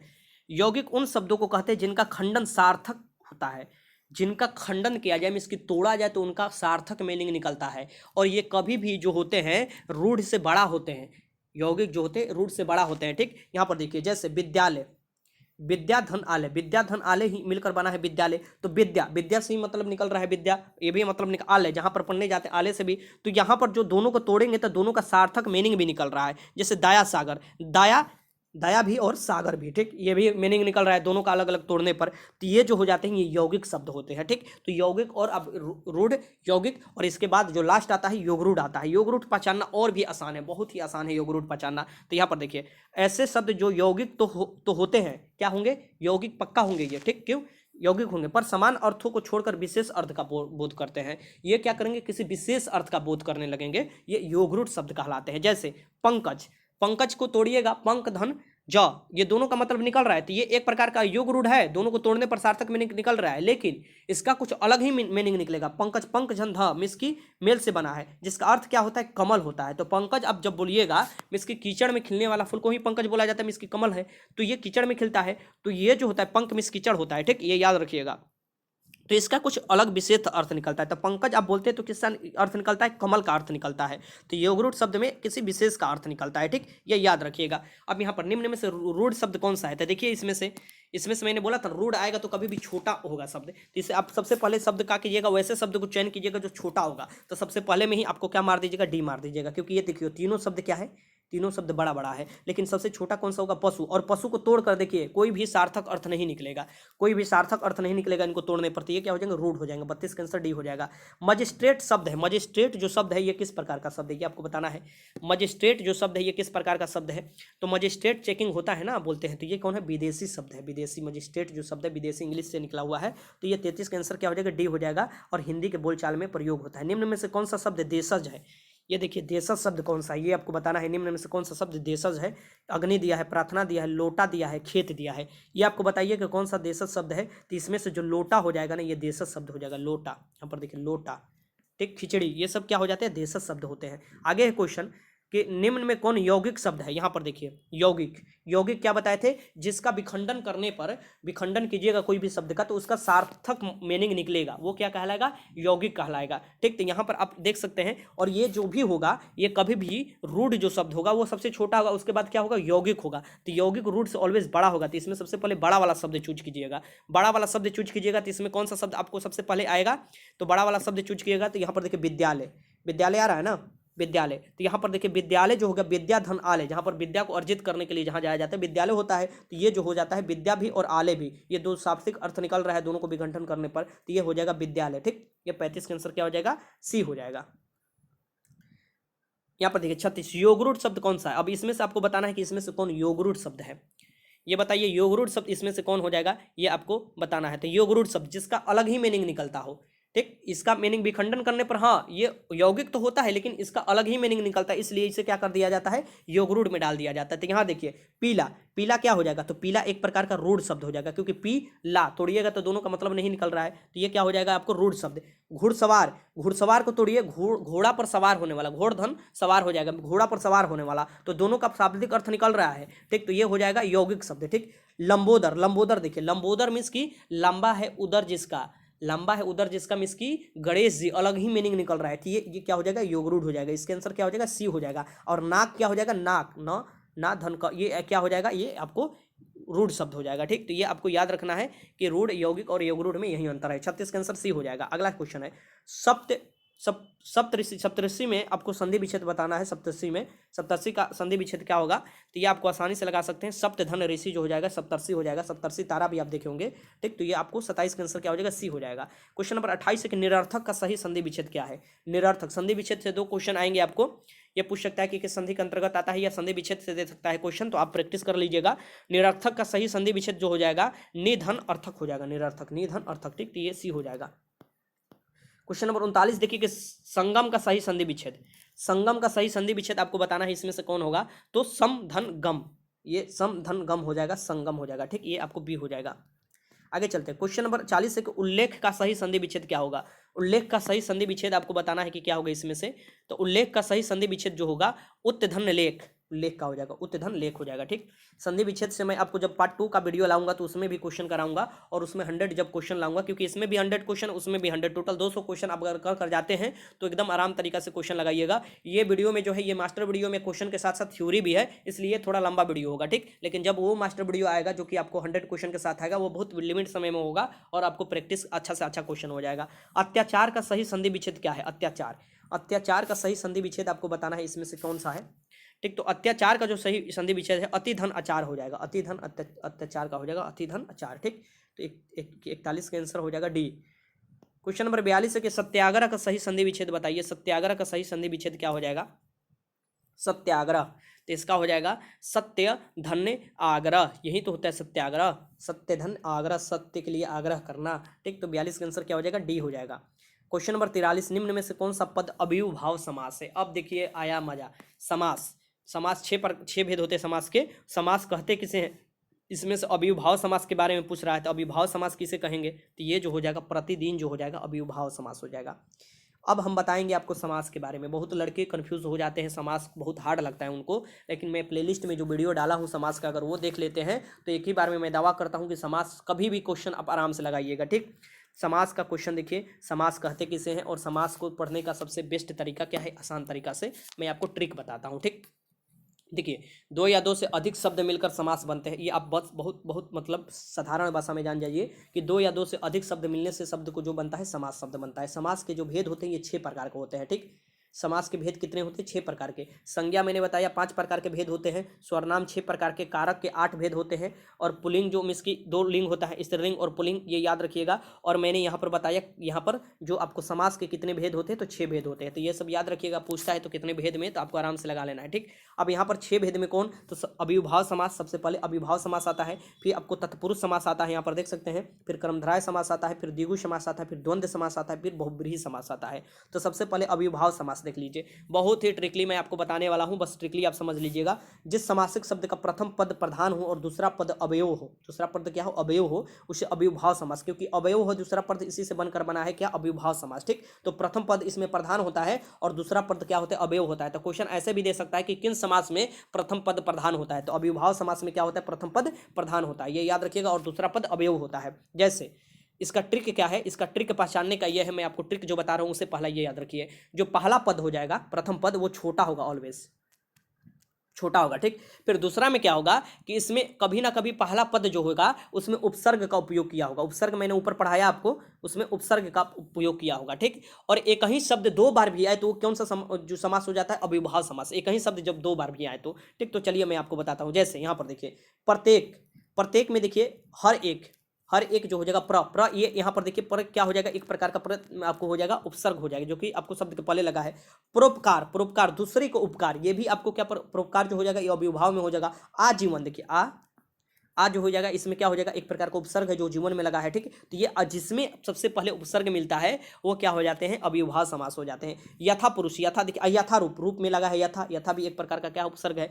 प्रतिकूल, प्रति क्या है, मैंने बताया था आपको प्रतिकूल में कौन सा उपसर्ग है, तो प्रति है, तो प्रति भी इसमें लगा है प्रतिकूल में, इसकी परिस्थिति के विपरीत। और यहाँ पर सभी देखिए सभी प्रथम पद इसमें प्रमुख हो रहे हैं, ठीक। तो यहाँ पर याद रखिएगा इसमें दो ही बात मैंने बताया कि पहला पद उपसर्ग होगा और अगर एक ही पद दो बार भी है तो वो अविभाव समास होता है, और प्रथम पद इसमें क्या होता है, प्रधान होता है, ठीक। ये भी याद रखिएगा। तत्पुरुष समास, तत्पुरुष देखिए प्रथम पद किसे कहते हैं, बहुत लोग कंफ्यूजन होंगे। तो यही जो प्रतिकूल में जो प्रति है ना, यही प्रथम पद होगा, और जो पीछे वाला होगा ये कुल जो होगा ये उत्तर पद होगा, ठीक। ये अंतिम पद होगा, ये याद रखिएगा। आगे चलिए, तत्पुरुष समास किसे कहते हैं, तो तत्पुरुष समास जिस यहाँ पर पहले परिभाषा देख लेते हैं, क्योंकि परिभाषा से भी क्वेश्चन पूछ देता है। यहाँ पर देखिए इसमें क्या है कि जिस समास के बाद अथवा उत्तर पद प्रधान हो, अव्ययभाव में मैंने क्या बताया था कि उसमें आपको प्रथम पद प्रधान हो, और तत्पुरुष में क्या हो जाएगा, तत्पुरुष उस समास को कहते हैं जिसका उत्तर पद प्रधान होता हो और दोनों के बीच कारक चिन्ह का क्या हो जाता है, लुप्त हो जाता है। दोनों के बीच जो कारक मैंने पढ़ाया था ना 8 प्रकार के कारक, वो वाला चिन्ह लोप हो जाता है, उसे क्या कहते हैं, तत्पुरुष समास कहते हैं। बस पहचानने का ट्रिक मैं कुछ बता देता हूँ, यहाँ पर देख लीजिए। तत्पुरुष समास में आपको जो उत्तर पद होगा वो प्रधान होगा, ये तो साफ साफ दिया है, और जो कारक चिन्ह हो जाता है वो लोप हो जाता है, कारक चिन्ह लोप हो जाता है, ठीक। तो यहाँ पर देखें जैसे तुलसी, तुलसीकृत, तुलसीकृत मीन्स की तुलसी दास द्वारा कृत, मीन्स की तुलसी से कृत, यहाँ पर से जो है यहाँ पर देखिए से कारक वाला चिन्ह है, तो कारक वाला चिन्ह ये लुप्त हो गया, यहीं से तुलसीकृत बना है। सराहत, सराहत मीन्स की सर से आहत, ये भी स यहाँ से लुप्त हो गया है, तभी तो ये सराहत बना है। सर से आहत के लिए हम लोग क्या कहते हैं, सराहत, जो कि से जो है ये कारक चिन्ह ये लुप्त हो जाता है। तो तत्पुरुष समास में बस एक ही है कि इसमें कारक चिन्ह जो होता है ना वो लुप्त हो जाता है, ठीक। अब कारक जो चिन्ह है यहाँ पर देखिए, कारक विभक्ति, यहाँ से फिर से रिवीजन में करा देता हूँ, ये कारक है और ये विभक्ति चिन्ह है। तो ये कर्ता के लिए कौन सा आता है, ने आता है, कर्ता ने, कर्म को आता है कर्म के लिए, करण से के द्वारा ये यहाँ पर देखिए आता है से, संप्रदान के लिए यहाँ पर देखिए संप्रदान के लिए आता है, ठीक। अपदान से आता है यहाँ पर बिलगाव की दृष्टि में, संबंध के लिए का के की आता है यहाँ पर, अधिकरण के लिए में पर आता है, और संबोधन के लिए है अरे अजी आता है, ठीक। तो ये जो होता है कारक के चिन्ह जो 8 मैंने बताया, कारक और कारक के चिन्ह बता दिया, ठीक। इसी का लोप हो जाता है किसमें, तत्पुरुष समास में। तो पहचानने का नियम है, मैं क्वेश्चन कराऊंगा तो उस समय आपको बताऊंगा। क्रमधारय समास देखिए, क्रमधारय समास किसे कहते हैं, बहुत आसान है क्रमधारय समास को पहचानना, ठीक। क्रमधारय समास किसे कहते हैं, ठीक।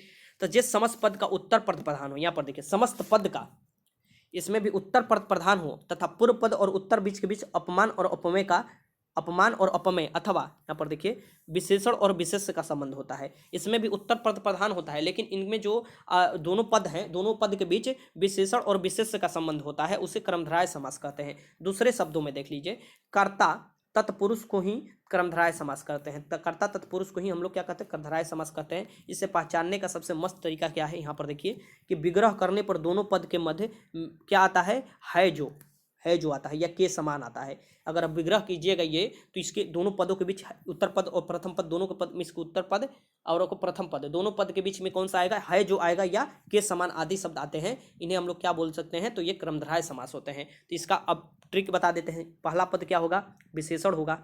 दूसरा पद क्या होगा, दूसरा पद से तुलना किया जाएगी, विशेष होगा तो दूसरा पद से ऑलवेज तुलना किया जाएगा, और विग्रह करने पर है जो या के समान शब्द आएंगे, तो ये क्या हो जाएंगे, आपको क्रमधारय समास हो जाएंगे। आप नोट्स कर लीजिएगा। अगर देखिए नौ युवक, नौ मीन्स की नौ है जो युवक, नौ मीन्स की नया है जो युवक, या नौ जो है युवक, उसे हम लोग क्या बोलेंगे, नौ युवक, नया के लिए, ठीक। तो है जो है इसमें आया ना, है जो इसके बीच में आया, तो ये आपको याद रखना चाहिए, ठीक। पीताम्बर, पीला है जो आंबर, ठीक, पीला है जो आंबर। तो अगर मान लीजिए कि पीताम्बर एक, आपको ये भी याद रखिएगा कि तत्पुरुष, और आपको ये क्रमधारय के बाद आपको क्रमधारय समास के बाद भी और भी आपको 3 समास में पढ़ाऊंगा, ठीक। तो वो जो समास होते हैं उसमें भी आपको पीताम्बर आएंगे, और वही मेन होगा, मैं आपको जब पढ़ाऊंगा तो पीला है जो आंबर, यहाँ पर देखिए है आ रहा है। महात्मा, महान है जो आत्मा, उनके लिए महात्मा है जो आ रहा है, ठीक। नीलकंठ, नीला है जिनका कंठ, नीलकंठ। तो ये आप जो आ जाता है, ये है जो समान आता है, या के समान जो आता है,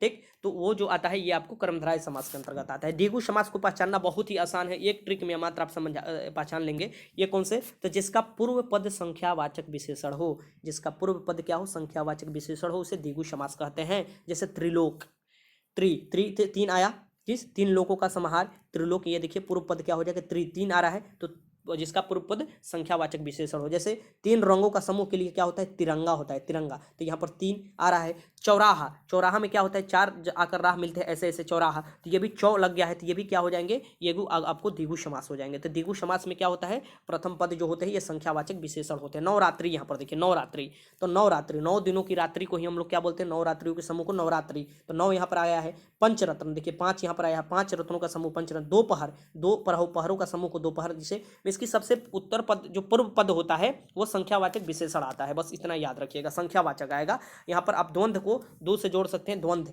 दिगु, यहाँ पर माफ कीजिएगा, दिगु को आप 2 से जोड़ सकते हैं, दिगु।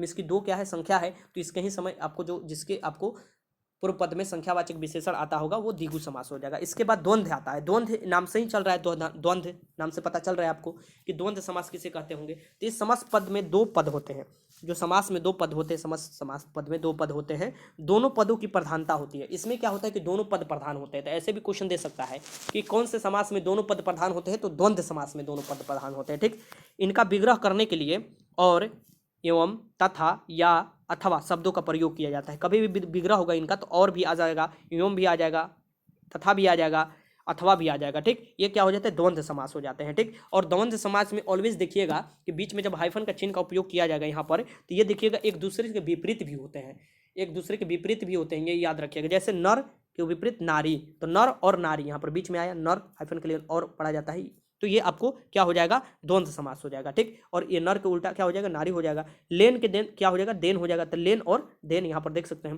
भला और बुरा, अक्सर आप देखिएगा कि जो शुरू वाला पद आएगा उसके बीच में हाइफन का पद आएगा। अगर हाइफन का पद भी नहीं आया है, जैसे कि पाप पुण्य दिया है, पाप दिया है और पुण्य दिया है, तो ये क्या हो जाएंगे, पाप के उल्टा पुण्य होते हैं, तो ये भी क्या हो जाएगा, ये भी एक प्रकार का द्वंद्व समास हो जाएगा। ठीक, तो ये आप ऑलवेज देखिएगा। जैसे भाला के उल्टा बुरा होता है, तो ये भाला अथवा या बुरा, अथवा भी आ सकता है, या भी आ सकता है, और भी आ सकता है। ठीक, हरिशंकर, विष्णु और शंकर दोनों मिल गए हैं तो हरिशंकर हो गया है। माता और पिता, यहाँ पर देखिए माता और पिता, ये आ गया है। भाई और बहन, ठीक, चाचा और चाची, ये सभी जो आते हैं ये किसके अंतर्गत आते हैं, द्वंद्व समास के अंतर्गत आते हैं। ठीक, अब बहुब्रीहि समास, सबसे महत्वपूर्ण समास है बहुब्रीहि समास, और इससे रिलेटेड क्वेश्चन ना आए हो ही नहीं सकता। ठीक, तो बहुब्रीहि समास में क्या होता है कि अन्य पद प्रधान समास को बहुब्रीहि समास कहते हैं। देखिए इसमें क्या होता है कि पूर्व पद भी होता है, उत्तर पद भी होता है, दोनों में से कोई भी प्रधान नहीं होता है, एक तीसरा वाला पद प्रधान हो जाता है, मीन्स कि अन्य पद प्रधान हो जाता है, उसे बहुब्रीहि समास कहते हैं। ठीक, यहाँ पर आप देख सकते हैं ये दोनों पद में किसी अन्य अर्थ को व्यक्त करते हैं,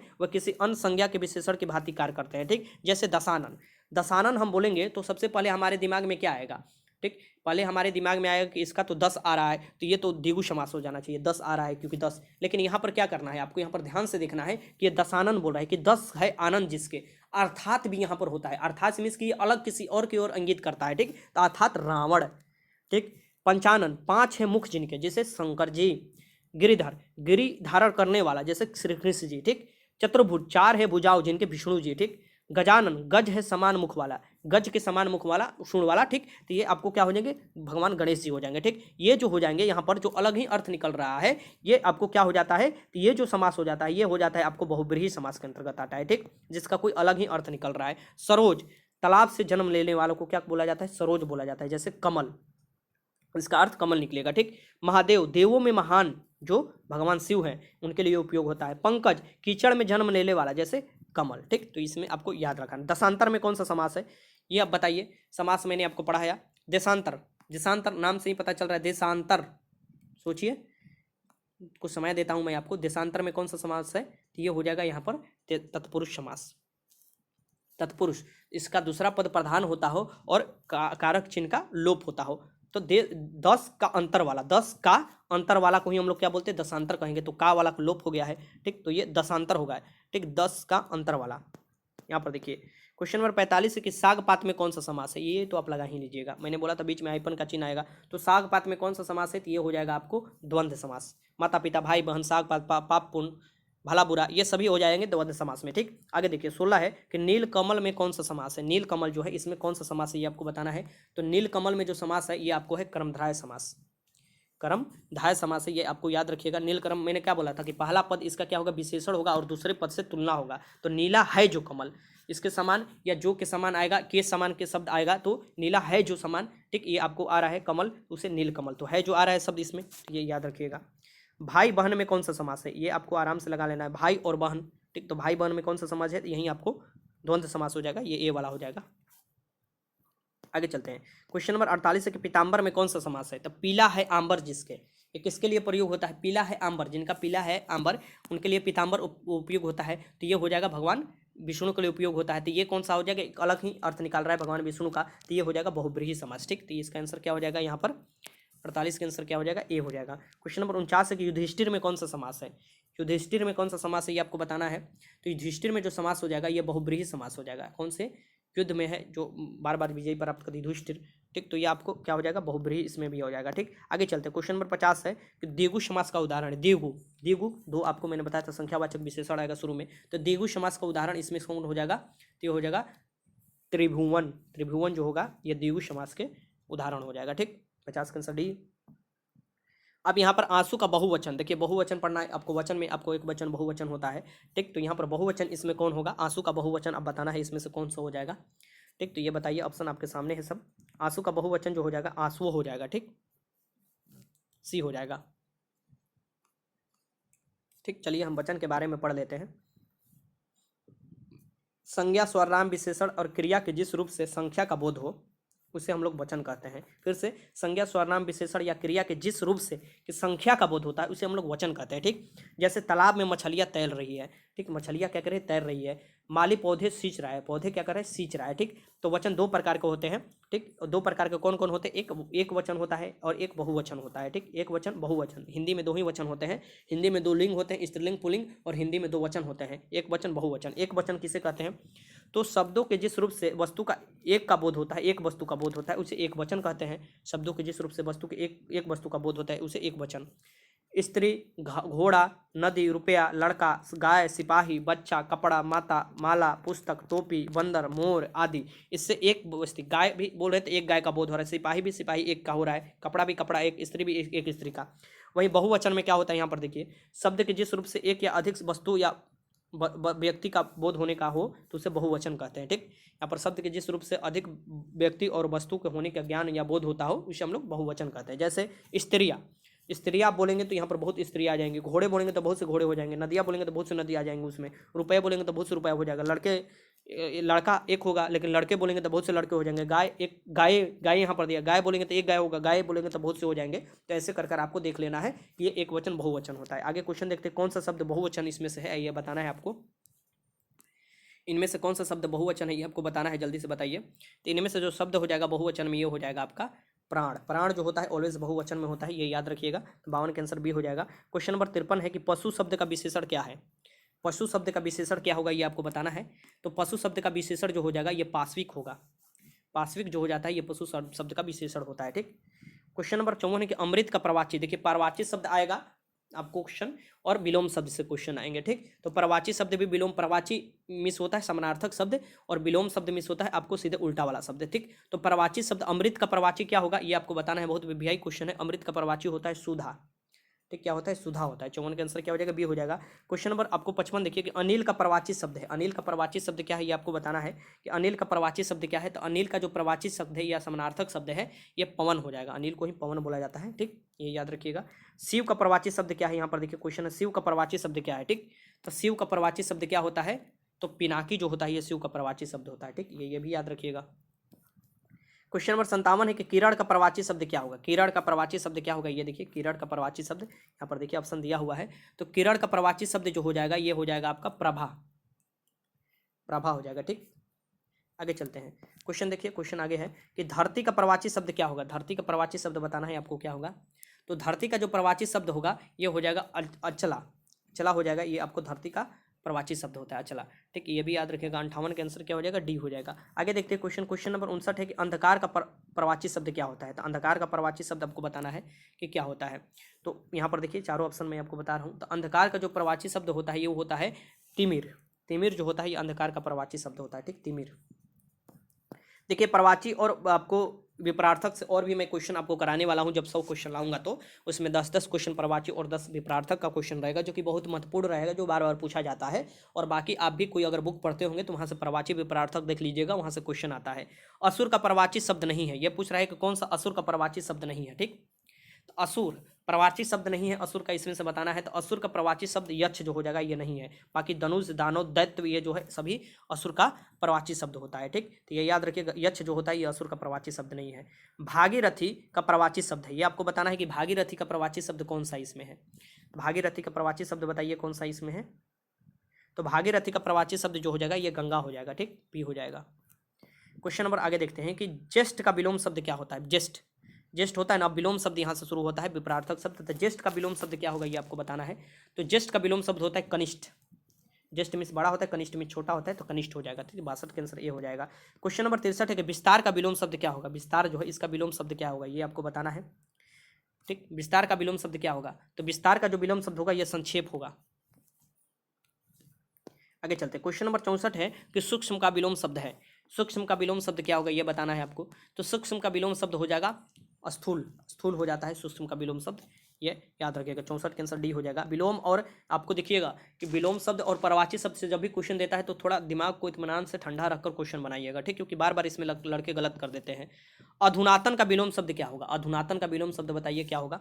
अधुनातन में क्या होता है, नया होता है, तो नया का अधुनातन का विलोम शब्द क्या हो जाएगा इसमें, पुरातन हो जाएगा। ठीक, ये याद रखिएगा, पुरातन हो जाएगा। आगे देखते हैं, सृष्टि का विलोम शब्द क्या होगा। सृष्टि का विलोम शब्द क्या होगा ये आपको बताना है। तो सृष्टि का विलोम शब्द जो होता है ये होता है आपको प्रलय। प्रलय होता है, ये याद रखिएगा सृष्टि का। नीरस का विलोम शब्द क्या होता है ये आपको बताना है। नीरस का विलोम शब्द क्या होता है। ठीक, ऑप्शन मैं आपको चारों दिखा रहा हूँ। नीरस का विलोम शब्द देख लीजिए। तो नीरस का जो विलोम शब्द होगा वो होगा आपको सरस, बी। आगे चलते हैं, क्वेश्चन नंबर 68 है कि धनवान का विलोम शब्द होगा। धनवान के लिए कौन सा विलोम शब्द का उपयोग किया जाता है ये आपको बताना है। तो धनवान के लिए विलोम शब्द का उपयोग किया जाता है अकिंचन। अकिंचन का प्रयोग किया जाता है धनवान के लिए। ठीक, अकिंचन विलोम शब्द, यह धनवान के लिए विलोम शब्द का जो उपयोग किया जाता है अकिंचन का। ठीक, 68 के आंसर ए हो जाएगा। क्वेश्चन नंबर 69 है 69 कि मानव का विलोम शब्द होगा। मानव का विलोम शब्द क्या होगा ये आपको बताना है कि मानव का इसमें से विलोम शब्द क्या होगा। तो बस आप लगा लीजिए, मानव का क्या होता है, दानव होता है विलोम शब्द, तो मानव का दानव होगा। 70 क्वेश्चन के शोषक का विलोम शब्द क्या होगा। शोषक, शोषण कोई करता है ना, उसका शोषक का कोई विलोम शब्द क्या होता है, तो ये होता है पोषक। जो पोषता है, जो देता है, वो पोषक होता है। ठीक, 70 का आंसर क्या हो जाएगा, बी हो जाएगा।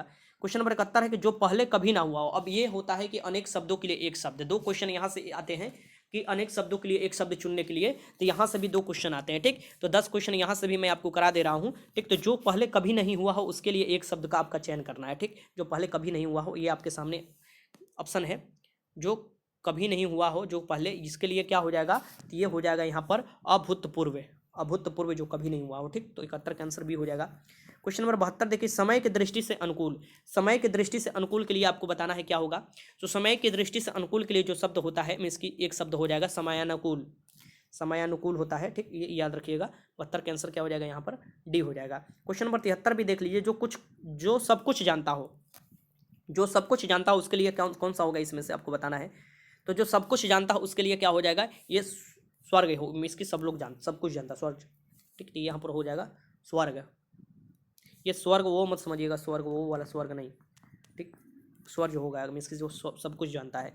73 का आंसर भी हो जाएगा। क्वेश्चन नंबर 74 देखिए, अनुशासनात्मक कार्रवाई की प्रक्रिया के फलस्वरूप पद से नीचे उतारना। तो पद से नीचे उतारने के लिए कौन सी अनुशासनात्मक कोई कार्रवाई होता है, तो पद से नीचे नहीं उतार दिया जाता है। ठीक, उसके लिए कौन सा होगा ये आपको बताना है। तो पदावंती होता है। पदावंती में क्या होता है, पद से नीचे उतार देना, माने कि एक तरफ से आपको उनको सजा देना, तो ये आपको डी हो जाएगा। अगला है क्वेश्चन 75 क्वेश्चन देख लीजिए कि आयु में बड़ा व्यक्ति, आयु में बड़ा व्यक्ति कोई है उसके लिए कौन सा उपयोग किया जाता है, इसमें से आपको बताना है। आयु में कोई बड़ा व्यक्ति है तो उसके लिए कौन सा शब्द का प्रयोग किया जाता है ये आपको बताना है। ठीक, तो आयु में बड़ा व्यक्ति के लिए ज्येष्ठ का प्रयोग किया जाता है, और कनिष्ठ जो छोटे होते हैं। ठीक, तो सी हो जाएगा। तो ये हो जाएगा 75 का आंसर सी। क्वेश्चन नंबर 76 के जो हमेशा रहने वाला, हमेशा रहता है, जो हमेशा रहेगा, इसके हमेशा रहने वाला के लिए क्या होगा ये आपको बताना है। हमेशा रहने वाला के लिए होगा शाश्वत। शाश्वत होगा, जो हमेशा रहेगा शाश्वत होगा। ठीक, तो ये 76 का आंसर ए हो जाएगा। क्वेश्चन नंबर आपको 77 की, जिसकी कोई शत्रु पैदा ही नहीं हुआ हो। जिसका कोई शत्रु पैदा ही नहीं हुआ हो उसके लिए एक शब्द आपको बताना है। ये आपको आपके सामने ऑप्शन है। जिसका कोई शत्रु पैदा ही नहीं हुआ हो उसके लिए कौन हो जाएगा, तो अजात शत्रु हो जाएगा इसका, अजात शत्रु। ठीक, बी हो जाएगा इसका। 78 के जिसका जन्म ना हो, एक शब्द बताइए जिसका जन्म ना हो, ये आपको बताना है। जिसका जन्म ना हो उसके लिए क्या हो जाएगा, अजन्मा हो जाएगा। जिसका जन्म न हो उसका अजन्मा हो जाएगा। दूर के सोचने वाला, जो दूर के सोचते हैं ना, बहुत से लोग होते हैं, दूर के सोचने वाले के लिए एक शब्द बताइए कौन होगा इसमें से। तो दूर के सोचने वाले के लिए क्या हो जाएगा, दूरदर्शी। दूरदर्शी, बहुत व्यक्ति दूरदर्शी नहीं होते, दूर के सोचते हैं, तो ये इसका आंसर हो जाएगा। क्वेश्चन 80 है कि जो किसी का हित चाहता हो, जो किसी का हित चाहता हो उसके लिए आपको बताना है। जो किसी का हित चाहता हो उसके लिए क्या हो जाता है, हितैषी होता है, जो किसी का हित चाहता हो। ठीक, 80 का आंसर सी। यहाँ पर देखिए 81 के जो ईश्वर में विश्वास रखता हो, बहुत महत्वपूर्ण क्वेश्चन है, ये बार बार पूछता है, रिपीटेड क्वेश्चन। जो ईश्वर में विश्वास रखता है उसके लिए बताइए कौन सा इसमें होगा। जो ईश्वर में विश्वास रखता हो उसे हम लोग बोलते हैं आस्तिक, जो नहीं रखता है उसे बोलते हैं नास्तिक। जो नहीं रखता है, जो रखता है उसके लिए आस्तिक होगा, जो नहीं रखता है ईश्वर में विश्वास उसके लिए नास्तिक होगा। आगे चलते हैं। जो देखने में प्रिय लगता हो, जो देखने में प्रिय लगता हो उसके लिए कौन सा शब्द है, जो देखने में प्रिय लगता हो उसके लिए जो शब्द है ये आपको बताना है, ये प्रियदर्शी। प्रियदर्शी किसका नाम था, राजा अशोक का नाम था। तो जो देखने में प्रिय लगता हो प्रियदर्शी बोला जाता है। आसमान पर चढ़ाना का अर्थ क्या है, मुहावरा लोकितिया से 10 क्वेश्चन आएगा। ठीक, मुहावरा और लोकितिया से जो आएगा आपको 10, माफ कीजिएगा, मुहावरा और लोकितिया से जो क्वेश्चन आएगा आपका वो भी आपको लगभग 2 क्वेश्चन आएगा। ठीक, 2 क्वेश्चन मिस की आपका यहाँ पर 8 नंबर का आएगा, क्योंकि ये क्वेश्चन 4 नंबर का है। तो यहाँ पर जो हो कि आसमान पर चढ़ाना का अर्थ क्या होता है, तो आज आसमान पर चढ़ाना का अर्थ होता है, और यहाँ पर देखिए ऑप्शन में आपको चारों तरफ दिखा रहा हूँ, इसका अर्थ होता है अत्यधिक प्रशंसा करना। आसमान पर चढ़ाना नहीं बोलते कि आप हमें आसमान पर चढ़ा रहे हैं, इसकी अत्यधिक प्रशंसा कोई करता है। तो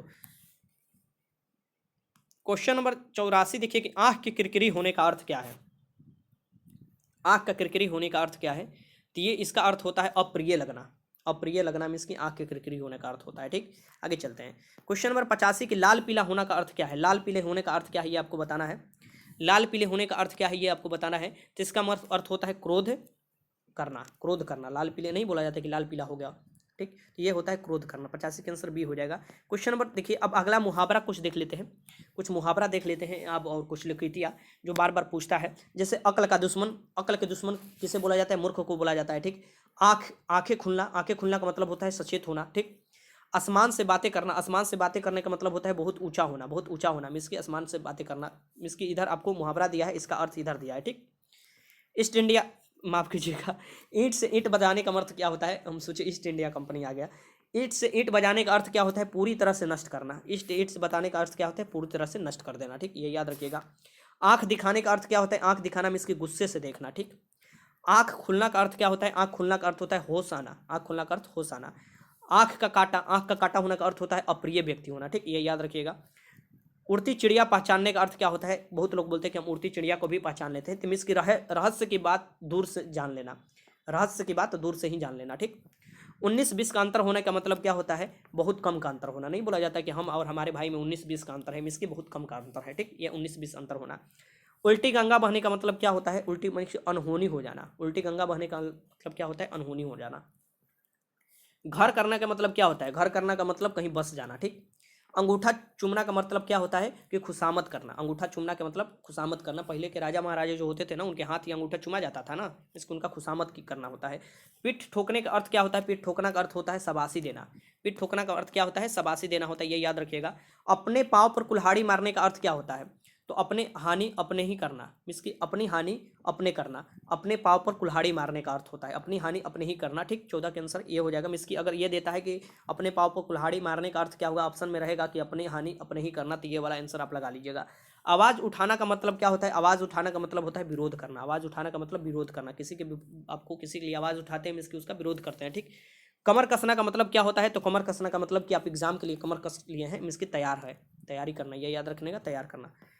आंख फेर लेने का मतलब क्या है, आंख फेर लेने का मतलब होता है प्रतिकूल होना। मीन्स की मान लीजिए हमसे कोई आंख फेर लिया है, मीन्स की हमारा विपरीत हो गया, मीन्स की प्रतिकूल होना होता है। ठीक, आंख बिछाना का मतलब क्या होता है कि हम आप भी आंख बिछाकर किसी का प्रतीक्षा कर रहे थे, ये आपको होता है ना, तो ये प्रतीक्षा करना होता है आंख बिछाना का मतलब। ठीक, आंखें सेकने का मतलब क्या होता है कि सुंदर वस्तु को देखते रहना, सुंदर वस्तु को देखते रहना। नहीं बहुत बोलते हैं लड़के की चलो आंख सेकते हैं, तो सुंदर वस्तु को देखते रहना। ठीक, ओले पड़ने का मतलब क्या होता है, तो विपत्ति आना। ओले पड़ने का मतलब क्या होता है, विपत्ति आना। अब लोकीतिया देख लेते हैं, मुहावरा तो देख लिए आप, कुछ लोकीतिया भी देख लीजिए जो कि आता है। तो लगभग ऐसे मैं आपको 10 लोकीतिया बता देता हूँ, उसके बाद क्वेश्चन है जो कि 100 तक क्वेश्चन होगा। ठीक, तो यहाँ से देखिए, अंधों में काना राजा, होते हैं ना कि अंधों में काना राजा, क्या होते हैं कि मूर्ख के मध्य अल्प गए ज्ञानी। मूर्ख बहुत मूर्ख है, उसके अंदर ही एक थोड़ा से अल्प में ज्ञानी हो जाता है, उसे ही बोला जाता है अंधों में काना राजा। ठीक, चोर की दाढ़ी में तिनका बोला जाता है ना, चोर की दाढ़ी में तिनका मीन्स कि अपराधी स्वयं संकित रहता है। ठीक, ये जो अपराधी होते हैं वो संकित रहते हैं स्वयं,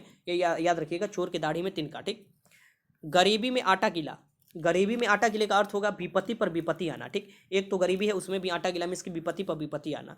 कहाँ राजा भोग कहाँ गंगू तेली, कहाँ राजा भोग कहाँ गंगू तेली, इसका क्या मतलब होता है, तो दो व्यक्तियों की स्थिति में बहुत अंतर होना, कहाँ एक राजा और कहाँ एक गरीब फकीर, तो उसी को लिए बोला जाता है कहाँ राजा भोग कहाँ गंगोतोली में, इसकी दो व्यक्तियों की स्थिति में बहुत अंतर होना के लिए आप ये बोल सकते हैं आपको लोकितिया। ठीक, दीवार को भी कान होते हैं, दीवार के भी कान होते हैं, ये बोलते हैं ना कि धीरे धीरे बोलिए, दीवार के भी कान होते हैं, इसकी गुप्त बात छिपी नहीं रहती है, गुप्त बात छिपी नहीं रहती है। ठीक, निर्बल के बलराम, निर्बल के बलराम के लिए क्या होता है, जिसका कोई सहारा नहीं होता है उसका ईश्वर सहायता करता है, जिसका कोई सहारा नहीं होता है उसका ईश्वर, मीन्स की निर्बल के बल राम।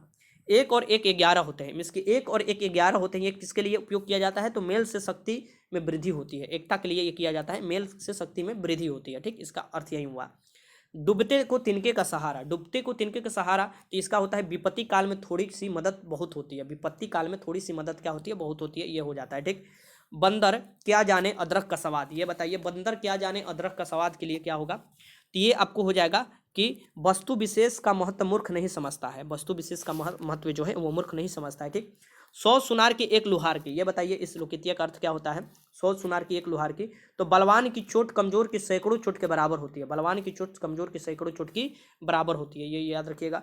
86 का देखिए क्वेश्चन 86 क्या कह रहा है, आपके सामने क्वेश्चन है 86 है, यहाँ पर देखिए, देखिए मैं नीचे लिंक दे दूंगा, और वहाँ पर मैं कोशिश किया हूँ कि 15 तारीख तक टोटल आपको 20 सेट एक बुक से करा दूँ, जहाँ 30 क्वेश्चन पार्ट 1 में आता है आपको इतिहास भूगोल नागरिक शास्त्र अर्थशास्त्र, वहाँ से जब भी क्वेश्चन आता है 30 क्वेश्चन, अगर वो वीडियो देखना चाहते हैं तो वो वाला जाइए लिंक पर आप क्लिक कीजिएगा और उसे देख लीजिए पूरा वीडियो, और वहाँ पर आप प्ले लिस्ट में भी देखिएगा तो अच्छा खासा आपको वीडियो मिलेगा जो कि फॉरेस्ट गार्ड और फॉरेस्टर दोनों में आपका हेल्प करेगा, तो वो जरूर देखिएगा, नीचे मैं लिंक दे दूंगा वीडियो को, अगर यहाँ तक देखते आ गए हैं तो वो वीडियो पर क्लिक कर आपको देखना चाहिए। ठीक, और आप देखते हैं तो अच्छा महसूस कीजिएगा। यहाँ पर देखिए, राहुल ने तो आग में घी डालने का निश्चय किया है, यहाँ पर देखिए क्वेश्चन क्या है, राहुल ने तो आग में घी डालने का निश्चय किया है, रेखांकित मुहावरे का अर्थ क्या है, मीन्स की इस मुहावरे का अर्थ क्या है, आग में घी डालना, तो आग में घी डालने का अर्थ क्या हो जाएगा ये आपको बताना है, मीन्स की उत्तेजित करना हो जाएगा, उत्तेजित करना। ठीक, अब देखिए यहाँ पर आ गया कि रंगभूमि उपन्यास के रचनाकार कौन है, रंगभूमि जो उपन्यास है इसके रचनाकार कौन है। ठीक, तो ये हो जाएंगे प्रेमचंद्र, गोदान भी इनके द्वारा ही लिखा गया है, प्रेमचंद्र द्वारा ही, तो ये याद रखिएगा। 87 के आंसर सी हो जाएगा। क्वेश्चन नंबर 88 कि वीरगाथा काल के श्रेष्ठ कवि माने जाते हैं, तो वीरगाथा काल के सबसे श्रेष्ठ कवि जो माने जाते हैं ये चंद्रबरदई हैं। ठीक, पृथ्वीराज रासो इन्हीं द्वारा लिखा गया है, तो चंद्रबरदई ये याद रखिएगा, क्वेश्चन कहीं भी से पूछ सकता है, तो 88 का आंसर ये हो जाएगा। क्वेश्चन नंबर 89 है कि पृथ्वीराज रासो के रचनाकार, देखिए क्वेश्चन आ ही गया, पृथ्वीराज रासो के रचनाकार कौन है, तो पृथ्वीराज रासो के जो रचनाकार है ये आपको चंद्रबरदई है। ठीक, ये याद रखिएगा, चंद्रबरदाई। क्वेश्चन नंबर 90 है कि कबीरदास की भाषा थी, जो कबीरदास थे इनकी क्या भाषा थी ये आपको बताना है, तो इनकी भाषा सदुकड़ी थी, सदुकड़ी ये इनकी भाषा थी कबीरदास की। क्वेश्चन अगला है कि तितली किसकी रचना है, तितली है ये किनकी रचना है ये आपको बताना है, तो तितली जो रचना है ये किसकी रचना है, तो ये है जयशंकर प्रसाद द्विवेदी की। ठीक, ये याद रखिएगा, जयशंकर प्रसाद की है तितली रचना। ठीक, तो ये 91 के आंसर ये हो जाएगा, जयशंकर प्रसाद की है। चिंतामणि किसकी चिंतामणि के रचयिता हैं, चिंतामणि है इसकी रचयिता कौन है, चिंतामणि के जो रचयिता हैं ये है रामचंद्र शुक्ल, रामचंद्र शुक्ल हैं, ये याद रखिएगा। अगला है कि निर्गुण भक्ति काव्य का प्रमुख कवि है, तो निर्गुण भक्ति काव्य का प्रमुख कवि इसमें से कौन होगा ये आपको बताना है, तो इसमें से जो हो जाएंगे कबीरदास होंगे। बीजक में इनकी सभी आपको मिलता है, बीजक में देखने के लिए कहानी का या आपको जो मिलता है, क्योंकि दरोगा में पूछा हुआ था कि इनके द्वारा जो लिखा गया है बीजक, तो 93 के आंसर क्या हो जाएगा, ये सी हो जाएगा। क्वेश्चन नंबर 94 कि हिंदी के सर्वप्रथम प्रकाशित पत्र का नाम है, तो हिंदी के सर्वप्रथम प्रकाशित पत्र का क्या नाम है ये आपको बताना है, तो हिंदी के सर्वप्रथम प्रकाशित पत्र का नाम है उतंड मार्तंड नाम है, ये याद रखिएगा। 94 के आंसर बी हो जाएगा। क्वेश्चन नंबर 95 कि चोर की दाढ़ी में तिनका अर्थ क्या होता है, चोर की दाढ़ी में तिनका का अर्थ क्या होता है ये आपको बताना है, तो चोर के दाढ़ी में तिनके का अर्थ क्या हो जाएगा, ये हो जाएगा अपराधी सदा शंका में घिरा रहता है, अपराधी सदा शंका में घिरा रहता है। क्वेश्चन नंबर 96 है कि आम के आम गुठलियों के दाम, होता है ना कि आम के आम गुठलियों के दाम के भी, इसके लिए क्या होगा, तो इसके लिए सही अर्थ हो जाएगा दोहरा लाभ होना, दोहरा लाभ होना। ठीक, अगला क्वेश्चन है कि आ बैल मुझे मार, इसके लिए कौन सा सही अर्थ होगा, ये आपको मुहावरा बताइए। आ बैल मुझे मार, इसके लिए कौन सा सही होगा। तो जानबूझकर मुसीबत में पड़ना, जानबूझकर मुसीबत में पड़ना के लिए क्या बोला जाता है, आ बैल मुझे मार। ठीक, ये याद रखिएगा। क्वेश्चन 98 है कि राम नाम जपना पराया माल अपना, ये बताइए राम नाम जपना पराया माल अपने के लिए कौन सा होगा। तो धोखे से धन जमा करना, धोखे से धन जमा करने के लिए ये सही होगा अर्थ इसका। और सेकेंड लास्ट क्वेश्चन ये है कि 1 और 11 होते हैं, इसका अर्थ क्या होता है। 1 और 11 मैंने ऊपर बताया ना, एक और 11 होते हैं, इसका अर्थ क्या होता है ये आपको बताना है। मिस संगठन में शक्ति है, एकता के लिए उपयोग किया जाता है ये, कि 1 और 11 होते हैं। ठीक, तो ये डी हो जाएगा। आज का लास्ट क्वेश्चन है कि काला अक्षर भैंस बराबर का अर्थ क्या होता है। तो काला अक्षर भैंस बराबर का अर्थ जो होता है ये होता है अनपढ़ होना। ठीक, अनपढ़ होना होता है, ये आपको देख लेना है। ठीक, तो ये अब यहाँ पर मैं आपको बता दूं कि अगर आप अगला भाग चाहते हैं, क्योंकि अगला भाग टोटल आपको क्वेश्चन पर रहेगा और जो भी बचा हुआ है वो भी आपको खत्म हो जाएगा, तो 100 क्वेश्चन का मैं एक और भाग आपको लेकर आऊँगा, मैं इसके एक और वीडियो लेकर आऊँगा। अगर ये दोनों वीडियो आप देख लीजिएगा तो समझिए कि सभी हिंदी का क्वेश्चन आप सही कर आइएगा। तो आपको क्या लिखना है, कमेंट बॉक्स में यस लिखना है। अगर 150 लोग यस लिख देते हैं तो मैं अगला वीडियो उसी दिन ले आऊँगा जिस दिन 150 यस आ जाता है। ठीक, तो आप सभी लोगों को कमेंट बॉक्स में यस लिखना है। मैं इस बार क्वेश्चन भी लाऊंगा और इस बार भी आप अच्छे तरीक़ा से टेस्ट लगाइएगा, क्योंकि इस वीडियो में थ्योरी खत्म हो चुका है और अगला वीडियो में आप टेस्ट लगाकर अपना देख सकते हैं कि कितना क्वेश्चन सही कीजिएगा। ठीक, तो कमेंट बॉक्स में यस जरूर लिखिएगा। अगर वीडियो अच्छा लगा तो लाइक कीजिएगा, कोई भी मन में डाउट है कमेंट बॉक्स में लिख सकते हैं। वीडियो देखने का आपका बहुत बहुत धन्यवाद।